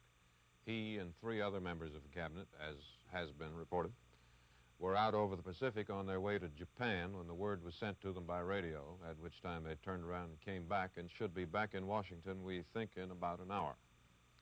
We have got some reaction from members of the Senate, including some who had worked closely with President Kennedy, and we'll hear from them now. They are Senators Aiken, Fulbright, Humphrey, and Dirksen. It's hard to believe that the tragedy really happened Norman, but now we know it really did. And we just have every sympathy for the president's family. Our prayers are with them, and also with our new president, President Johnson. They all need help. The assassination of President Kennedy is a tragedy beyond words for his family, for his country, and for the world. It is an unspeakable crime. I extend my heartfelt sympathy to his family. They have lost a loved one. I have lost a friend. The American people have lost a president who has led the country with wisdom, with honor, and with dedication. In the face of so sudden a tragedy, we should be thankful we have tested institutions of government which will continue to function in an orderly manner. There isn't very much that one can say except that what irony that this should happen in the United States, a country that is dedicated to law and order, a country that believes in the dignity of the individual. And yet an assassin takes the life of our president. I've said to others, and I say to you, that not only has the world lost a very fine and great man and great leader, and the nation lost a great president, but I personally feel a very keen loss, something moving out of one's life. Well, it's so incredible that in a free country, where people can so freely utter their opinions about anybody in public life, and in the parlance of the day, get it off their chest, that anyone could have such a congealed hate in his heart, or that he could have such a convulsive mind as to commit this kind of a heinous crime. But is there any conceivable excuse in the hardest of hearts for this kind of an act? And its impact will be enormous, not only on the country, but on the whole wide world. As you saw a moment ago in the film of the interview with General Eisenhower in New York, he said he had canceled his plans for the evening and was going home to Gettysburg, Pennsylvania, where he'd be available for anyone who wanted to talk to him at any time about anything, anyone in the government, that is. And at 11:30 tomorrow morning, he will come here to Washington, to the White House, where President Johnson has asked him to come and have a talk. Now, some pictures of happenings elsewhere in Washington on this horrible day. Here's Merrill Muller. In addition to our live cameras, of course, our film cameramen have been out at key points around the nation's capital, starting naturally with the White House and with President Johnson's arrival there from Andrews Air Force Base after his return this afternoon from Texas on the plane which carried the body of President Kennedy and Mrs. Kennedy, as well as the new First Lady, Mrs. Claudia Johnson. A helicopter brought them from Andrews Air Force Base to the White House lawn for the procession that we've all come to know. It's been associated more with the Kennedys than anyone else. Now it is the Johnson technique as well, to get President Johnson, and this is President Johnson and the First Lady, Mrs. Johnson, stepping out of the helicopter on the White House lawn for a meeting which he had already called with congressional leaders. This is about 6:30 this evening, Eastern Standard Time, in the nation's capital. The newsmen had already been summoned to the White House press room, waiting for the president's arrival, and the key congressional leaders rushed in to the presidential office, which Mr. Johnson did not use for the entire evening. The meeting was brief, and a single motorcycle escort then led President Johnson, with Mrs. Johnson in the car, to his own home in Northwest Washington. This is the car entering the gate of his home. He did not stay at the White House, as you know. This is the crowd outside the Johnson home in northwest Washington, and as the gates were closed, that crowd increased. The security guard, however, was not increased. It is both now city police and Secret Service men. The Naval Medical Center in Bethesda, Maryland, where the body of the late President Kennedy still lies. This is Secretary of Defense Robert McNamara, who is waiting at this point for the arrival of Mrs. Kennedy.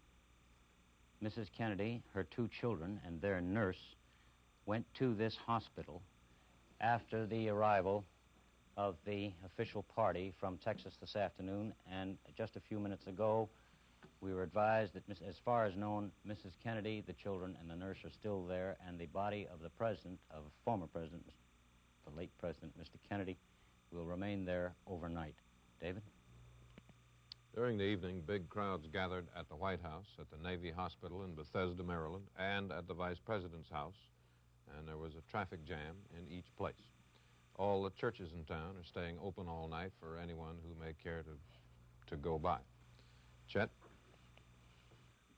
Actually, it's McGee Dave, but Chet is with me, and so is Bill Ryan. And as it happened, today is the 5th anniversary of one of the late President's brothers, Senator Ted Kennedy, and Mrs. Kennedy's wedding.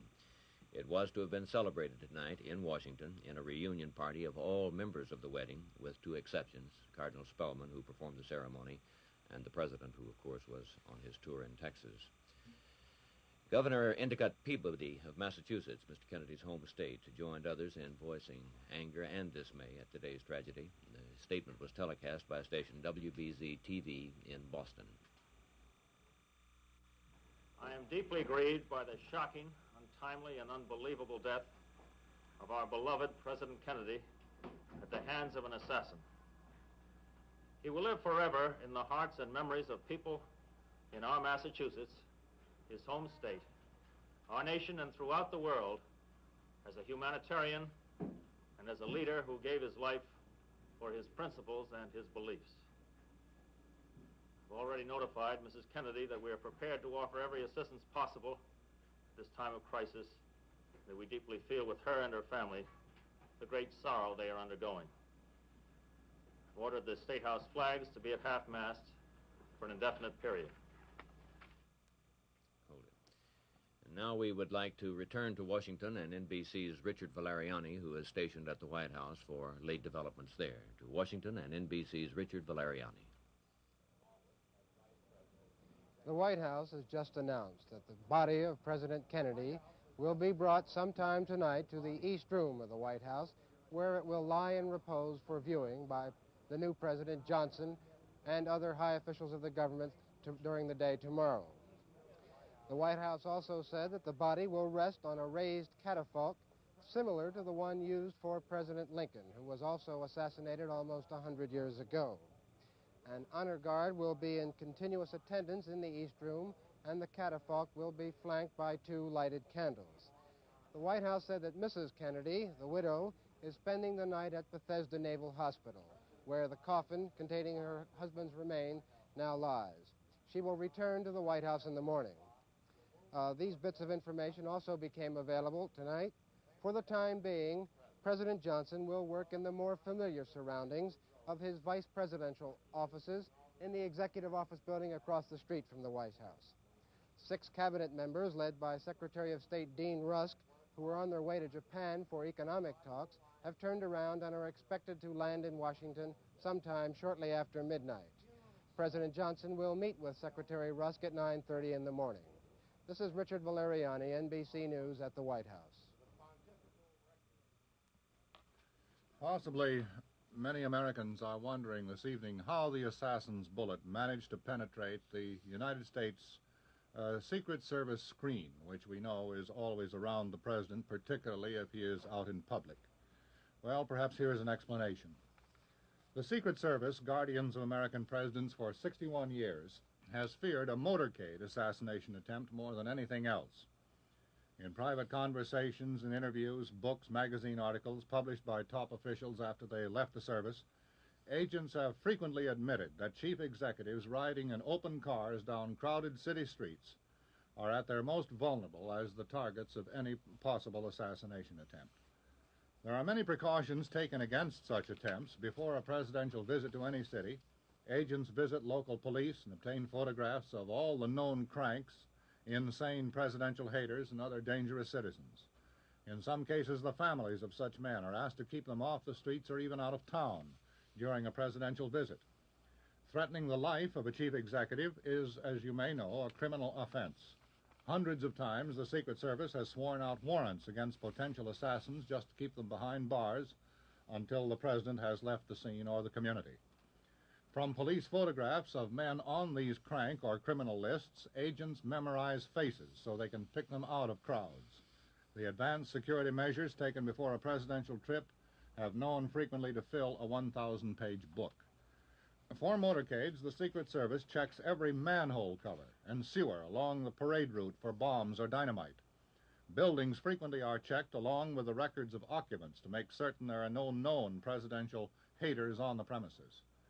Now, it's not known whether this precaution was taken in Dallas. Agents, however, in the past have pointed out that it's virtually impossible to check every occupant entering parade route buildings on the day of a parade itself. Agents assigned to the White House detail are the elite of the service. Each must have 2 years of field service. They must be trained in foreign languages. They must pass ruthless tests in marksmanship, judo, even first aid. They are trained never to watch the president himself, but the people and the crowds around him. They also are sworn to throw themselves in front of their trust at the first indication or suggestion of gunfire, to take the bullets, if possible, meant for the chief executive, take the bullets themselves. There's no doubt that every agent would have sacrificed his life for John Fitzgerald Kennedy today if he had had a chance. Michael Riley, one of the agents who guarded Franklin Roosevelt during the war years, once remarked, "Every man who joins the service is told that he's expected to use his body as a shield if necessary, and if the agent doesn't think the risk is worth the salary, he can work in any of 15 other Secret Service districts in the United States." There are 2 absolute rules for motorcade protection. The agent running or riding at the president's shoulder must never leave that position unless and until relieved. And the other is to turn out the manpower in all Secret Service cars the moment trouble arises or suggests itself, and literally get Secret Service bodies around the president. Unfortunately, the service knows that a long-range rifle fired from a window along a parade route sends its deadly projectile faster than any human can possibly move. John F. Kennedy, like virtually all of his predecessors in the White House, chafed occasionally under these restrictions imposed by the service. An agent, as you may know also, is the only man in the world who can order a president of the United States around if the latter's safety is thought to be at stake. Mr. Kennedy, before he took office, frequently, I recall, questioned veteran White House reporters on what life with the Secret Service might be like, and he was known to have... President Johnson, as we have reported before, had a meeting of the leaders of Congress at the building next door to the White House, and among those present was Senator Smathers of Florida, who we now have on videotape a report from him on what happened at the meeting. Senator Smathers of Florida. Did Republicans give assurances of support at this time? I think that every Republican there, of course, he's a patriot and an American before he's a Republican, just as the Democrats are. Do you see any patriots, and everyone gave assurances of complete and total help and cooperation. Do you see any immediate changes? I don't know. I'm sure that this new president, of course, will have his own views, but I think generally speaking, he totally approved of the way the President Kennedy was conducting the affairs of the nation. Senator Smathers, could you describe the mood of President Johnson as you've just seen him? Well, he was as stunned and as shaken as everyone else was, probably in some respects more so, because he was right there when the tragedy occurred. And naturally, he was filled with emotion and the awesome responsibility which is now his. But he was certainly a shaken man, as we all are. The lives of all of us of today have been profoundly changed. It's not yet possible to say exactly how much or in precisely which particulars, but they have been irrevocably changed. In these circumstances, I hope that I may be allowed a personal reaction, which perhaps will also be the reaction of some others. One's first feeling, of course, was that it was a dream, not real. After that came the dispiriting, hopeless feeling that it was banal, an absurdity, and that is the feeling that persists. Foreigners have been asking all day, how can you let this sort of thing happen? Well, we don't let it happen. Someone will someday have to say how a man with a high-powered rifle got into a building along the route in Dallas, but this is a country of 190 million people. Basically, it's true that if someone wants badly enough to kill the president, provided he's willing to take some risk himself, he has a very good chance of doing it. Such people are happily extremely rare, and we do not know at this moment who killed the president or why.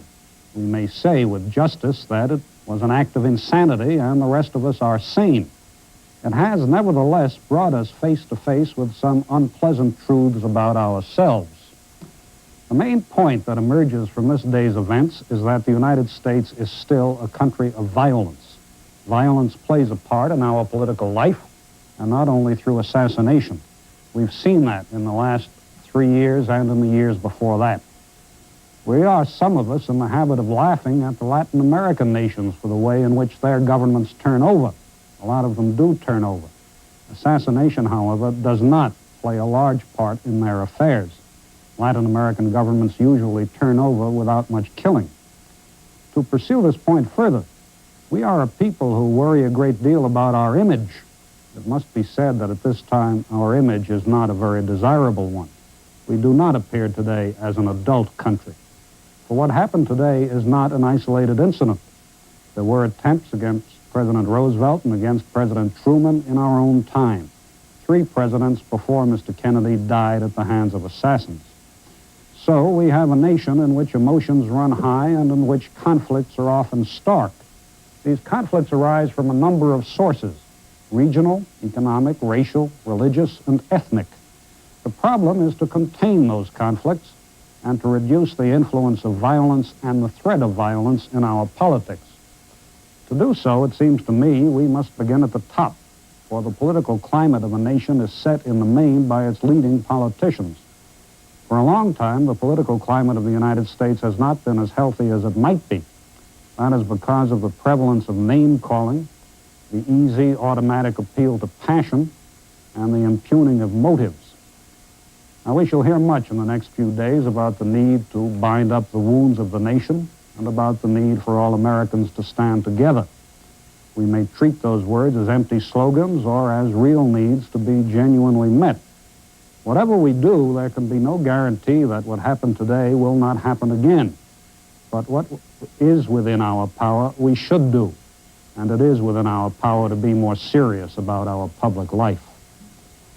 If I may be permitted one more word, we will hear much in the next days and weeks about the continuity of our government. President Kennedy has been killed. President Johnson has taken over. The business of government goes on. We may draw some satisfaction from the fact that the business of government goes on, but it is not a cause for congratulation. It is what should be expected, even from what we Americans are tonight, a grossly diminished people.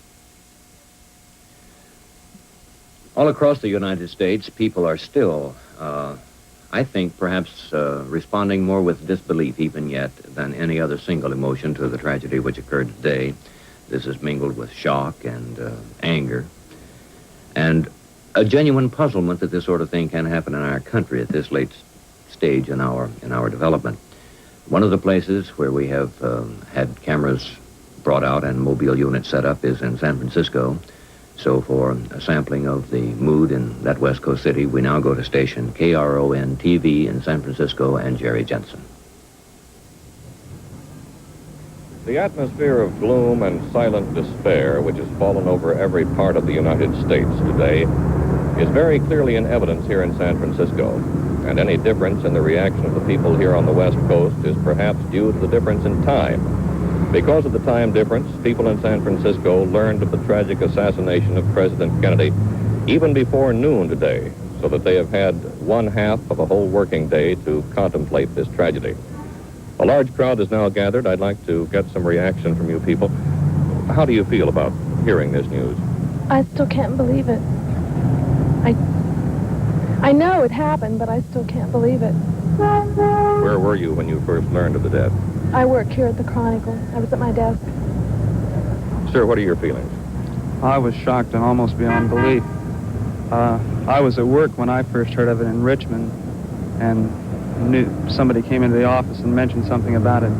It's still too much to believe. I'm very saddened by the horrible thing that happened. It's almost impossible still to comprehend the terrible disaster. Thank you. And you, sir? Well, I think this is something that everyone in the country shares the blame for, and I hope that everyone, especially the Southern white moderates, take every possible step they can to see that it never happens again or anything like it. I hope that the moderates, especially in the South, do everything they can to quell this type of fanaticism and stop it. This is going to destroy the South and perhaps the whole country. Sir?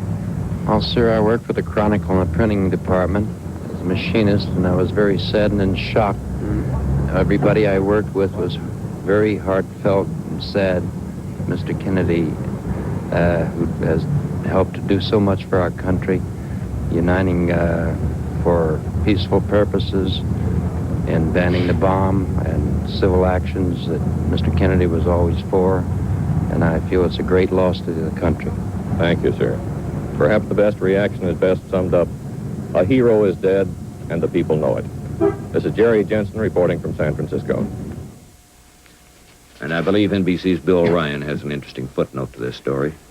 Yes, Frank, when you get a story as big as this one, the facilities of all the news-gathering organizations are devoted to it, and so you get a tremendous amount of information.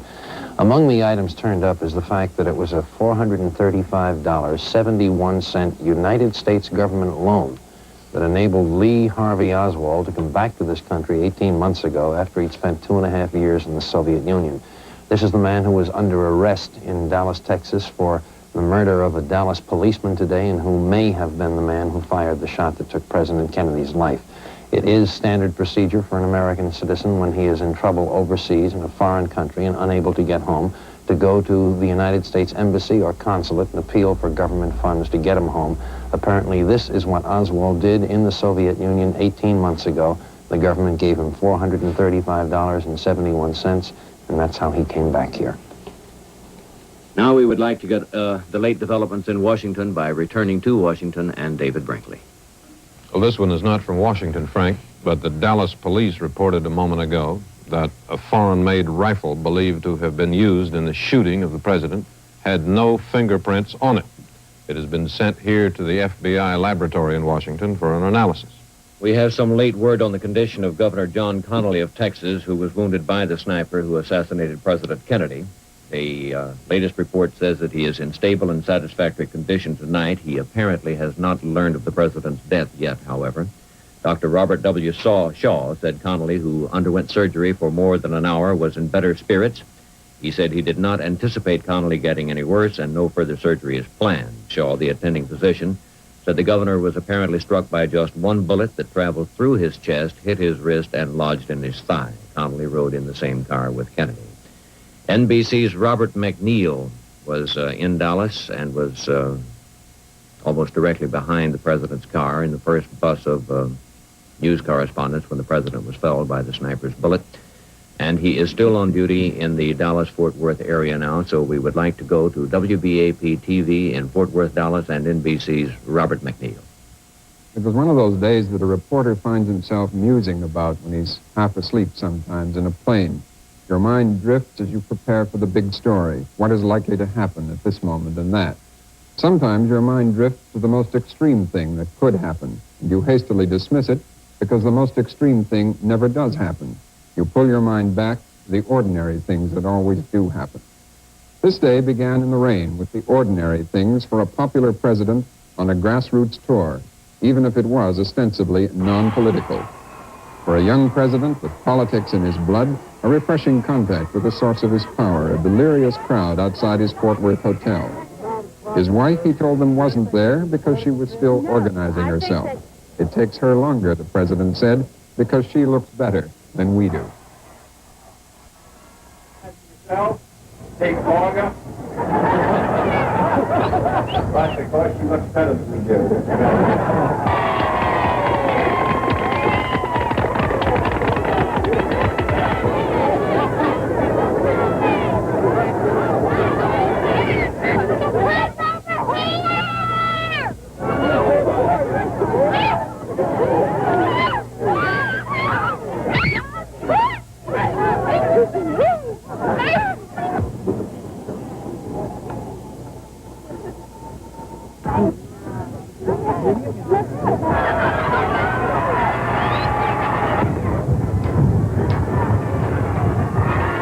Mrs. Kennedy did appear a little later at a Chamber of Commerce breakfast, timing her entry by waiting outside the door until all others were introduced.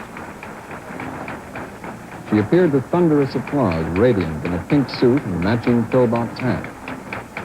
This caused her husband to think back to a day 2.5 years ago in Paris. Years ago, I said that introduced myself in Paris by saying that I was the man who had accompanied Mrs. Kennedy to Paris. I'm getting somewhat that same sensation as I travel around Texas. A new Mrs. Kennedy has emerged this trip, a first lady no longer shy about the rough and tumble of politics. On arrival in Dallas from Fort Worth, she was true to her new form.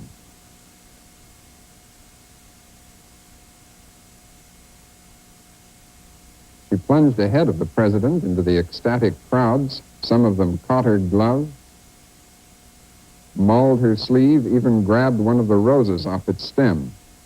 There were no hostile signs at the airport crowd, only eagerness for contact with the Kennedys.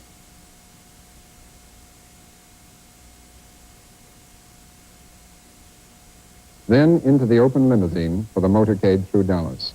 The president had done this thousands of times. He sat on the right, Mrs. Kennedy on the left. Everywhere the crowds were bigger than expected. Dallas authorities were jittery. Security precautions were the heaviest in the city's history. Dallas was determined that its name, smirched round the world by the attack on UN Ambassador Adlai Stevenson last month, would not be dragged through the mud again. There were heavy police forces all along the route. All possible troublemakers had been searched out and warned. All but one. The downtown streets. In the first press bus, we strained to catch any signs of the hostility the Dallas precautions had led us to expect. But all we saw was a vast and friendly crowd, but many thousands of welcome jack signs. It's approaching 12:30 p.m. Dallas time. The crowds in the tall business district are overfilling the sidewalks. Some throw streamers and torn paper in a miniature ticker tape parade. The reporters look at each other. There have been no incidents. At about 12:32, the motorcade turns a corner into a parkway. The crowds are thinner. NBC cameraman Dave Wigman, in a car ahead of us, takes a passing shot of a building, then 3 shots are heard, like toy explosions. Wigman jumps from his car, running towards the president with his camera running. People scream and lie down, grabbing their children.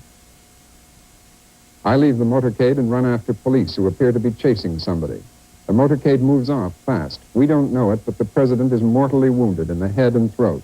His car races for the hospital. The police find no one and return. Looking for a phone, I go into an office. It's on the ground floor of this building, the Texas School Book Depository. It is not more than 4 minutes after the shooting. Minutes after a man on the 5th floor of the same building has abandoned a high-powered rifle and fled. Waves of police move in. A small Negro boy tells them he saw a man with a rifle in a window upstairs. Witnesses come up. They saw the president hit. One of the witnesses took this Polaroid picture at the instant of the shooting. It shows the president slumped down in the car. Just as Mary started to take the picture and the president came right even with us, 2 shots, we looked at him and he was looking at a dog in the middle of the seat. 2 shots rang out and he grabbed his chest and a look of pain on his face and fell across toward Jackie, and she fell over on him and said, "My God, he's shot." And there was an interval, and then 3 or 4 more shots rang out. By that time, the motorcade had sped away. The motorcade reaches Parkland Memorial Hospital. It goes immediately to the emergency entrance. Bleeding profusely and unconscious, the president is lifted onto a stretcher and carried to emergency operating room number 1. Doctors say his condition is grave and moribund, that is, near death on arrival. A senior house physician is in attendance. A professor of neurosurgery and other doctors come immediately. Mrs. Kennedy, untouched by the bullets, is with her husband. Texas Governor John Connally, also seriously wounded, is also in an emergency ward. The doctors try every possible way to save the president. Oxygen is given and anesthetics, a blood transfusion, a tracheotomy, that is, making an opening in the throat to aid breathing. The president's heart stops. External massage was applied to his chest, but no pulse results.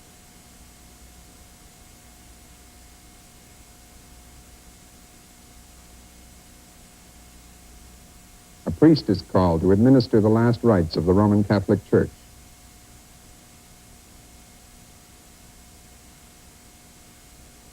At approximately 1 o'clock, the president is dead. The doctors were working too frantically to revive him to notice the exact moment. The press and public do not know the president is dead for another half hour. The only reports available are that he is gravely wounded.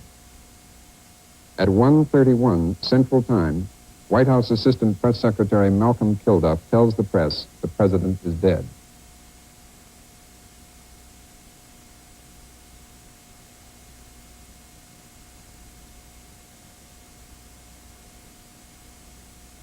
At that moment, Vice President Lyndon Johnson, suddenly the new president, leaves the hospital. A new Secret Service detail just arrived, forms up around him, and he leaves for the airport. There, in the president's jet plane, Air Force One, a hastily summoned woman federal judge with a borrowed Bible administers the oath of office. The president's body, in a bronze coffin, is flown to Washington.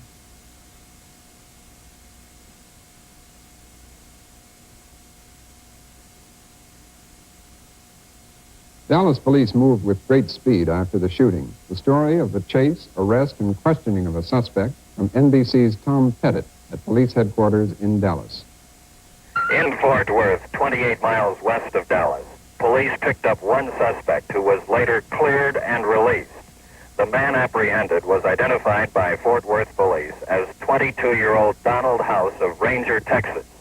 House was picked up after Dallas police put out a pickup order on his car following the shooting and killing of a Dallas police officer.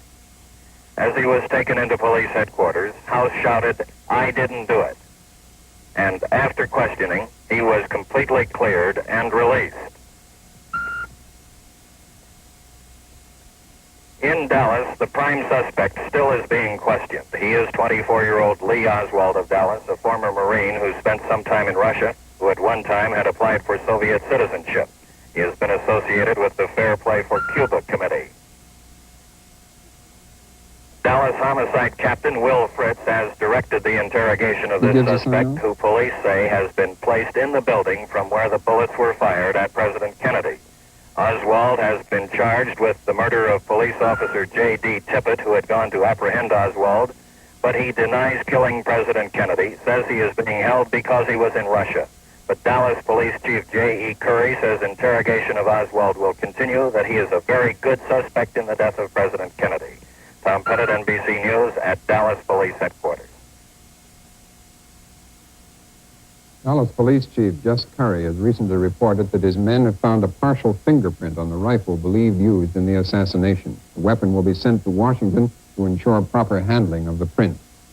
The city of Dallas, like the country, is still in a state of shock tonight. Texas Governor John Connally is in serious but satisfactory condition in hospital. Everyone, public officials, the police, the newspapers, have been too busy to ask the questions about loopholes in security that inevitably will be asked. As President Eisenhower said today, this is the kind of thing that freedom, compatible with democracy, makes possible. The mayor of Dallas, Earl Cabell, in a statement of the city's remorse, has said that all churches in the city will be open tonight. Dallas feels as any American city would if this had happened not here today, but there. This is Robert McNeil, NBC News, reporting. And we have this late information. Dallas police have taken several paraffin tests on Lee Harvey Oswald, the prime suspect in the assassination of President Kennedy. including, they say, one of Oswald's cheek. They said the cheek test might prove whether he had fired the rifle recently. Results of the test were not announced immediately, and a police department spokesman said a bag of half-eaten chicken and a soft drink bottle were found near the spot from which the fatal shot was fired, but that there were no plans to pump Oswald's stomach to determine if he had eaten chicken recently.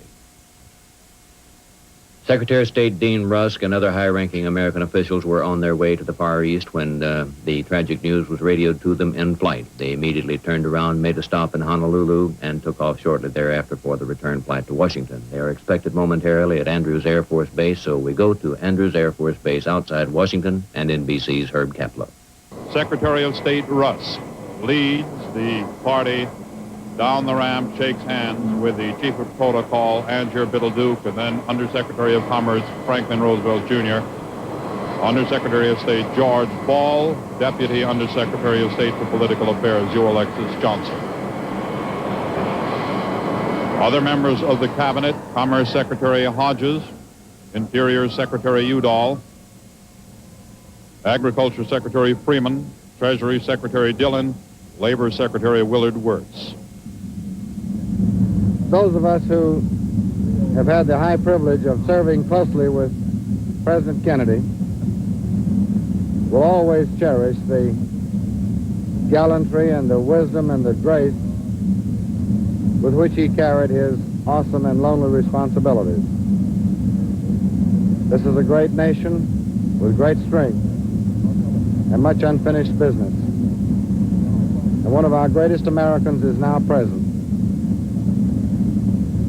President Johnson needs and deserves our fullest support as he takes up these high responsibilities on behalf of all of us Americans. We're about to wind this up for tonight because about all that could happen on one day has. For some final reflection on one of the more horrible days in American history, you find there is a great deal that could be said about the political and other changes we can look forward to now, but I think it would be bad taste to go into that now, and I won't. It has all been shocking, but perhaps one element in the shock was the speed. By the Washington clock, at a little after 1 o'clock this afternoon, President Kennedy was about as alive as any human being ever gets, young, strong, vigorous, looking forward to, no doubt, 5 more years, he hoped, of leadership in this country and of the Western world.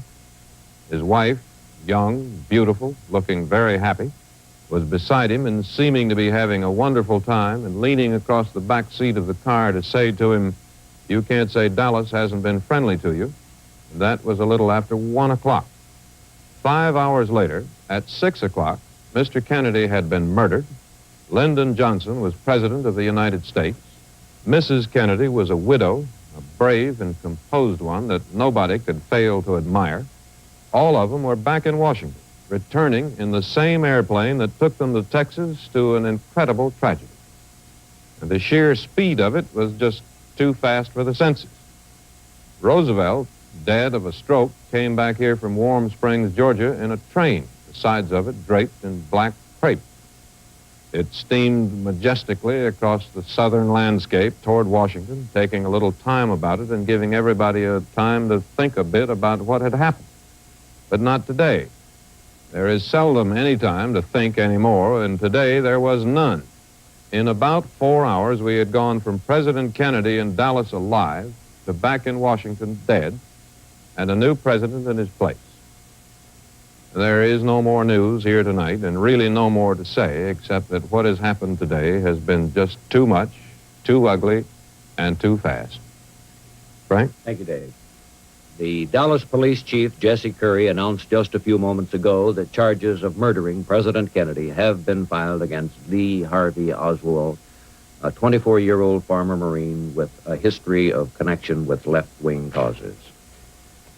Now we would like to go to WBAP TV and Robert McNeil with some reports on the late developments in connection with Oswald and some of the preparations that had been made at the branch of Vice President Lyndon Johnson for what was expected to be a weekend of campaigning and relaxation. So to WBAP TV and NBC's Robert McNeil. president's death has left one group of people at least, and especially in stunned confusion. The story from Charles Murphy. No city was more saddened by today's events than Austin, the state's capital and the home of the wounded governor. Austin City Auditorium was to have been the setting tonight for a gala $100 a plate political banquet. Hundreds of persons who would have attended the dinner had already arrived in the city. Preparations for the thousands of guests stopped suddenly when the tragic news was heard. The dinner was to have been the final public ceremony for Mr. and Mrs. Kennedy on their Texas trip.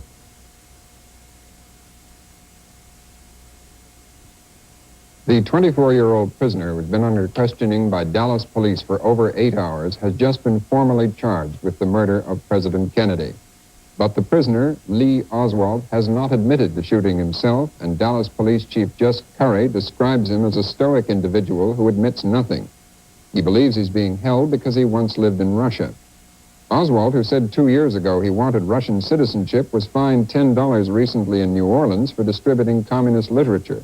He's married to a Russian woman who was brought to the police station with their small daughter and his mother, who lives in a Dallas suburb. She was also questioned and said, "I am heartbroken about this. He is really a good boy." Oswald's only comment to the world at large since his arrest has been a denial. Oswald, did you shoot the president? I didn't shoot anybody, sir. I haven't been told what I'm here for. You have a lawyer? No, sir, I don't. I just been... Go back. You want to go too? Police Sergeant Gerald Hill describes Oswald's capture. Appreciate it. C.C. Walker, Bob Carroll, Paul Bentley, K.E. Lyons, myself, and other officers went into the building, and we began a systematic check of all the suspects or all the people who were in the theater. As Officer McDonald approached a suspect sitting on the third row from the back of the theater, the suspect jumped up, yelled, "This is it," and took a swing at the officer. Officer McDonald started to grapple with the man as he reached for a gun which was concealed under his shirt, and the gun was fired one time by the suspect, but luckily it misfired. The pin hit the shell, but it did not fire. McDonald yelled for help. The other officers in the theater and I managed to subdue the man, disarm him, and handcuff him. At that time, we brought him out of the building, put him in a squad car, and brought him straight to homicide and robbery and turned him over to Captain Fred. Who were those officers? So although he has not yet admitted the shooting, the suspect Lee Oswald has been formally charged with murdering President Kennedy. Circumstantial evidence puts him in the room from which the shots were fired. Lab tests are being conducted to prove that he fired the murder rifle. Robert McNeil, NBC News, reporting. Violent death is no stranger to the family of Joseph P. Kennedy. Along with the great wealth and political triumph, many tragedies have come to this Irish-American clan from Boston. Joseph P. Kennedy, Jr., the elder brother of the assassinated president, was lost in action in World War II. A Navy pilot, Kennedy vanished on an air mission from England to occupied Europe in 1944. Now, this was the son who was had originally borne the political hopes of the family, but he did not live to enter that field. Only 1 month later, a son-in-law, the Marquis of Hartington, was killed in action in France. And then in 1948, Lady Hartington, the former Kathleen Kennedy, perished with 3 others in a plane crash in France. For many years, another sister, Rosemary, has been in an institution for the mentally retarded. It was this misfortune that spurred the family's interest in programs for the prevention and treatment of mental retardation. A family foundation named for Joseph P. Kennedy, Jr. has contributed large sums to this cause, and only last month, President Kennedy signed bills providing millions in federal funds to help combat this affliction. The head of the clan, Joseph P. Kennedy, Sr., suffered a stroke in December of 1961 and never has recovered normal speech or the ability to walk. And for the First Lady, the former Jacqueline Bouvier, now Mrs. Kennedy, today's tragedy ended a 10-year marriage marked by many moments of intense personal loss. Twice, miscarriages robbed her of babies, and last August, a son, Patrick Bouvier Kennedy, died 2 days after his premature birth. And today, the loss of her husband. And I am sure that the thoughts and sympathies of all of us are with the First Lady tonight. There is no way of calculating the millions of words that have been uttered in the course of this day in all countries of the world as human beings fumble for words to express their offended senses at what has happened in the United States. I seriously doubt that any words uttered by anyone anywhere have succeeded in expressing what you feel yourself. I would suppose that the answer for that is only to be found in the hearts of each of us. This concludes NBC's coverage for today. We will resume our coverage tomorrow morning at 7 o'clock with the NBC Today Show. They will continue until 10. At that time, the NBC News team that has manned this desk today will return, and we will continue our coverage until 2:30 tomorrow afternoon. At that time, NBC's local affiliates will continue with their coverage of the events as they continue to unfold. At 5 o'clock, NBC will return to the air tomorrow afternoon and bring you coverage throughout the evening. This is Frank McGee, NBC News, speaking for Bill Ryan, Chet Huntley, David Brinkley, Herb Kaplow, Peter Hackus, Robert McNeil, and literally hundreds of other technicians and newsmen who have worked throughout the day to bring you this sad story. November the 22nd, into the history books, stamped forever with the blackness of this day's deed. Thank you. Good night.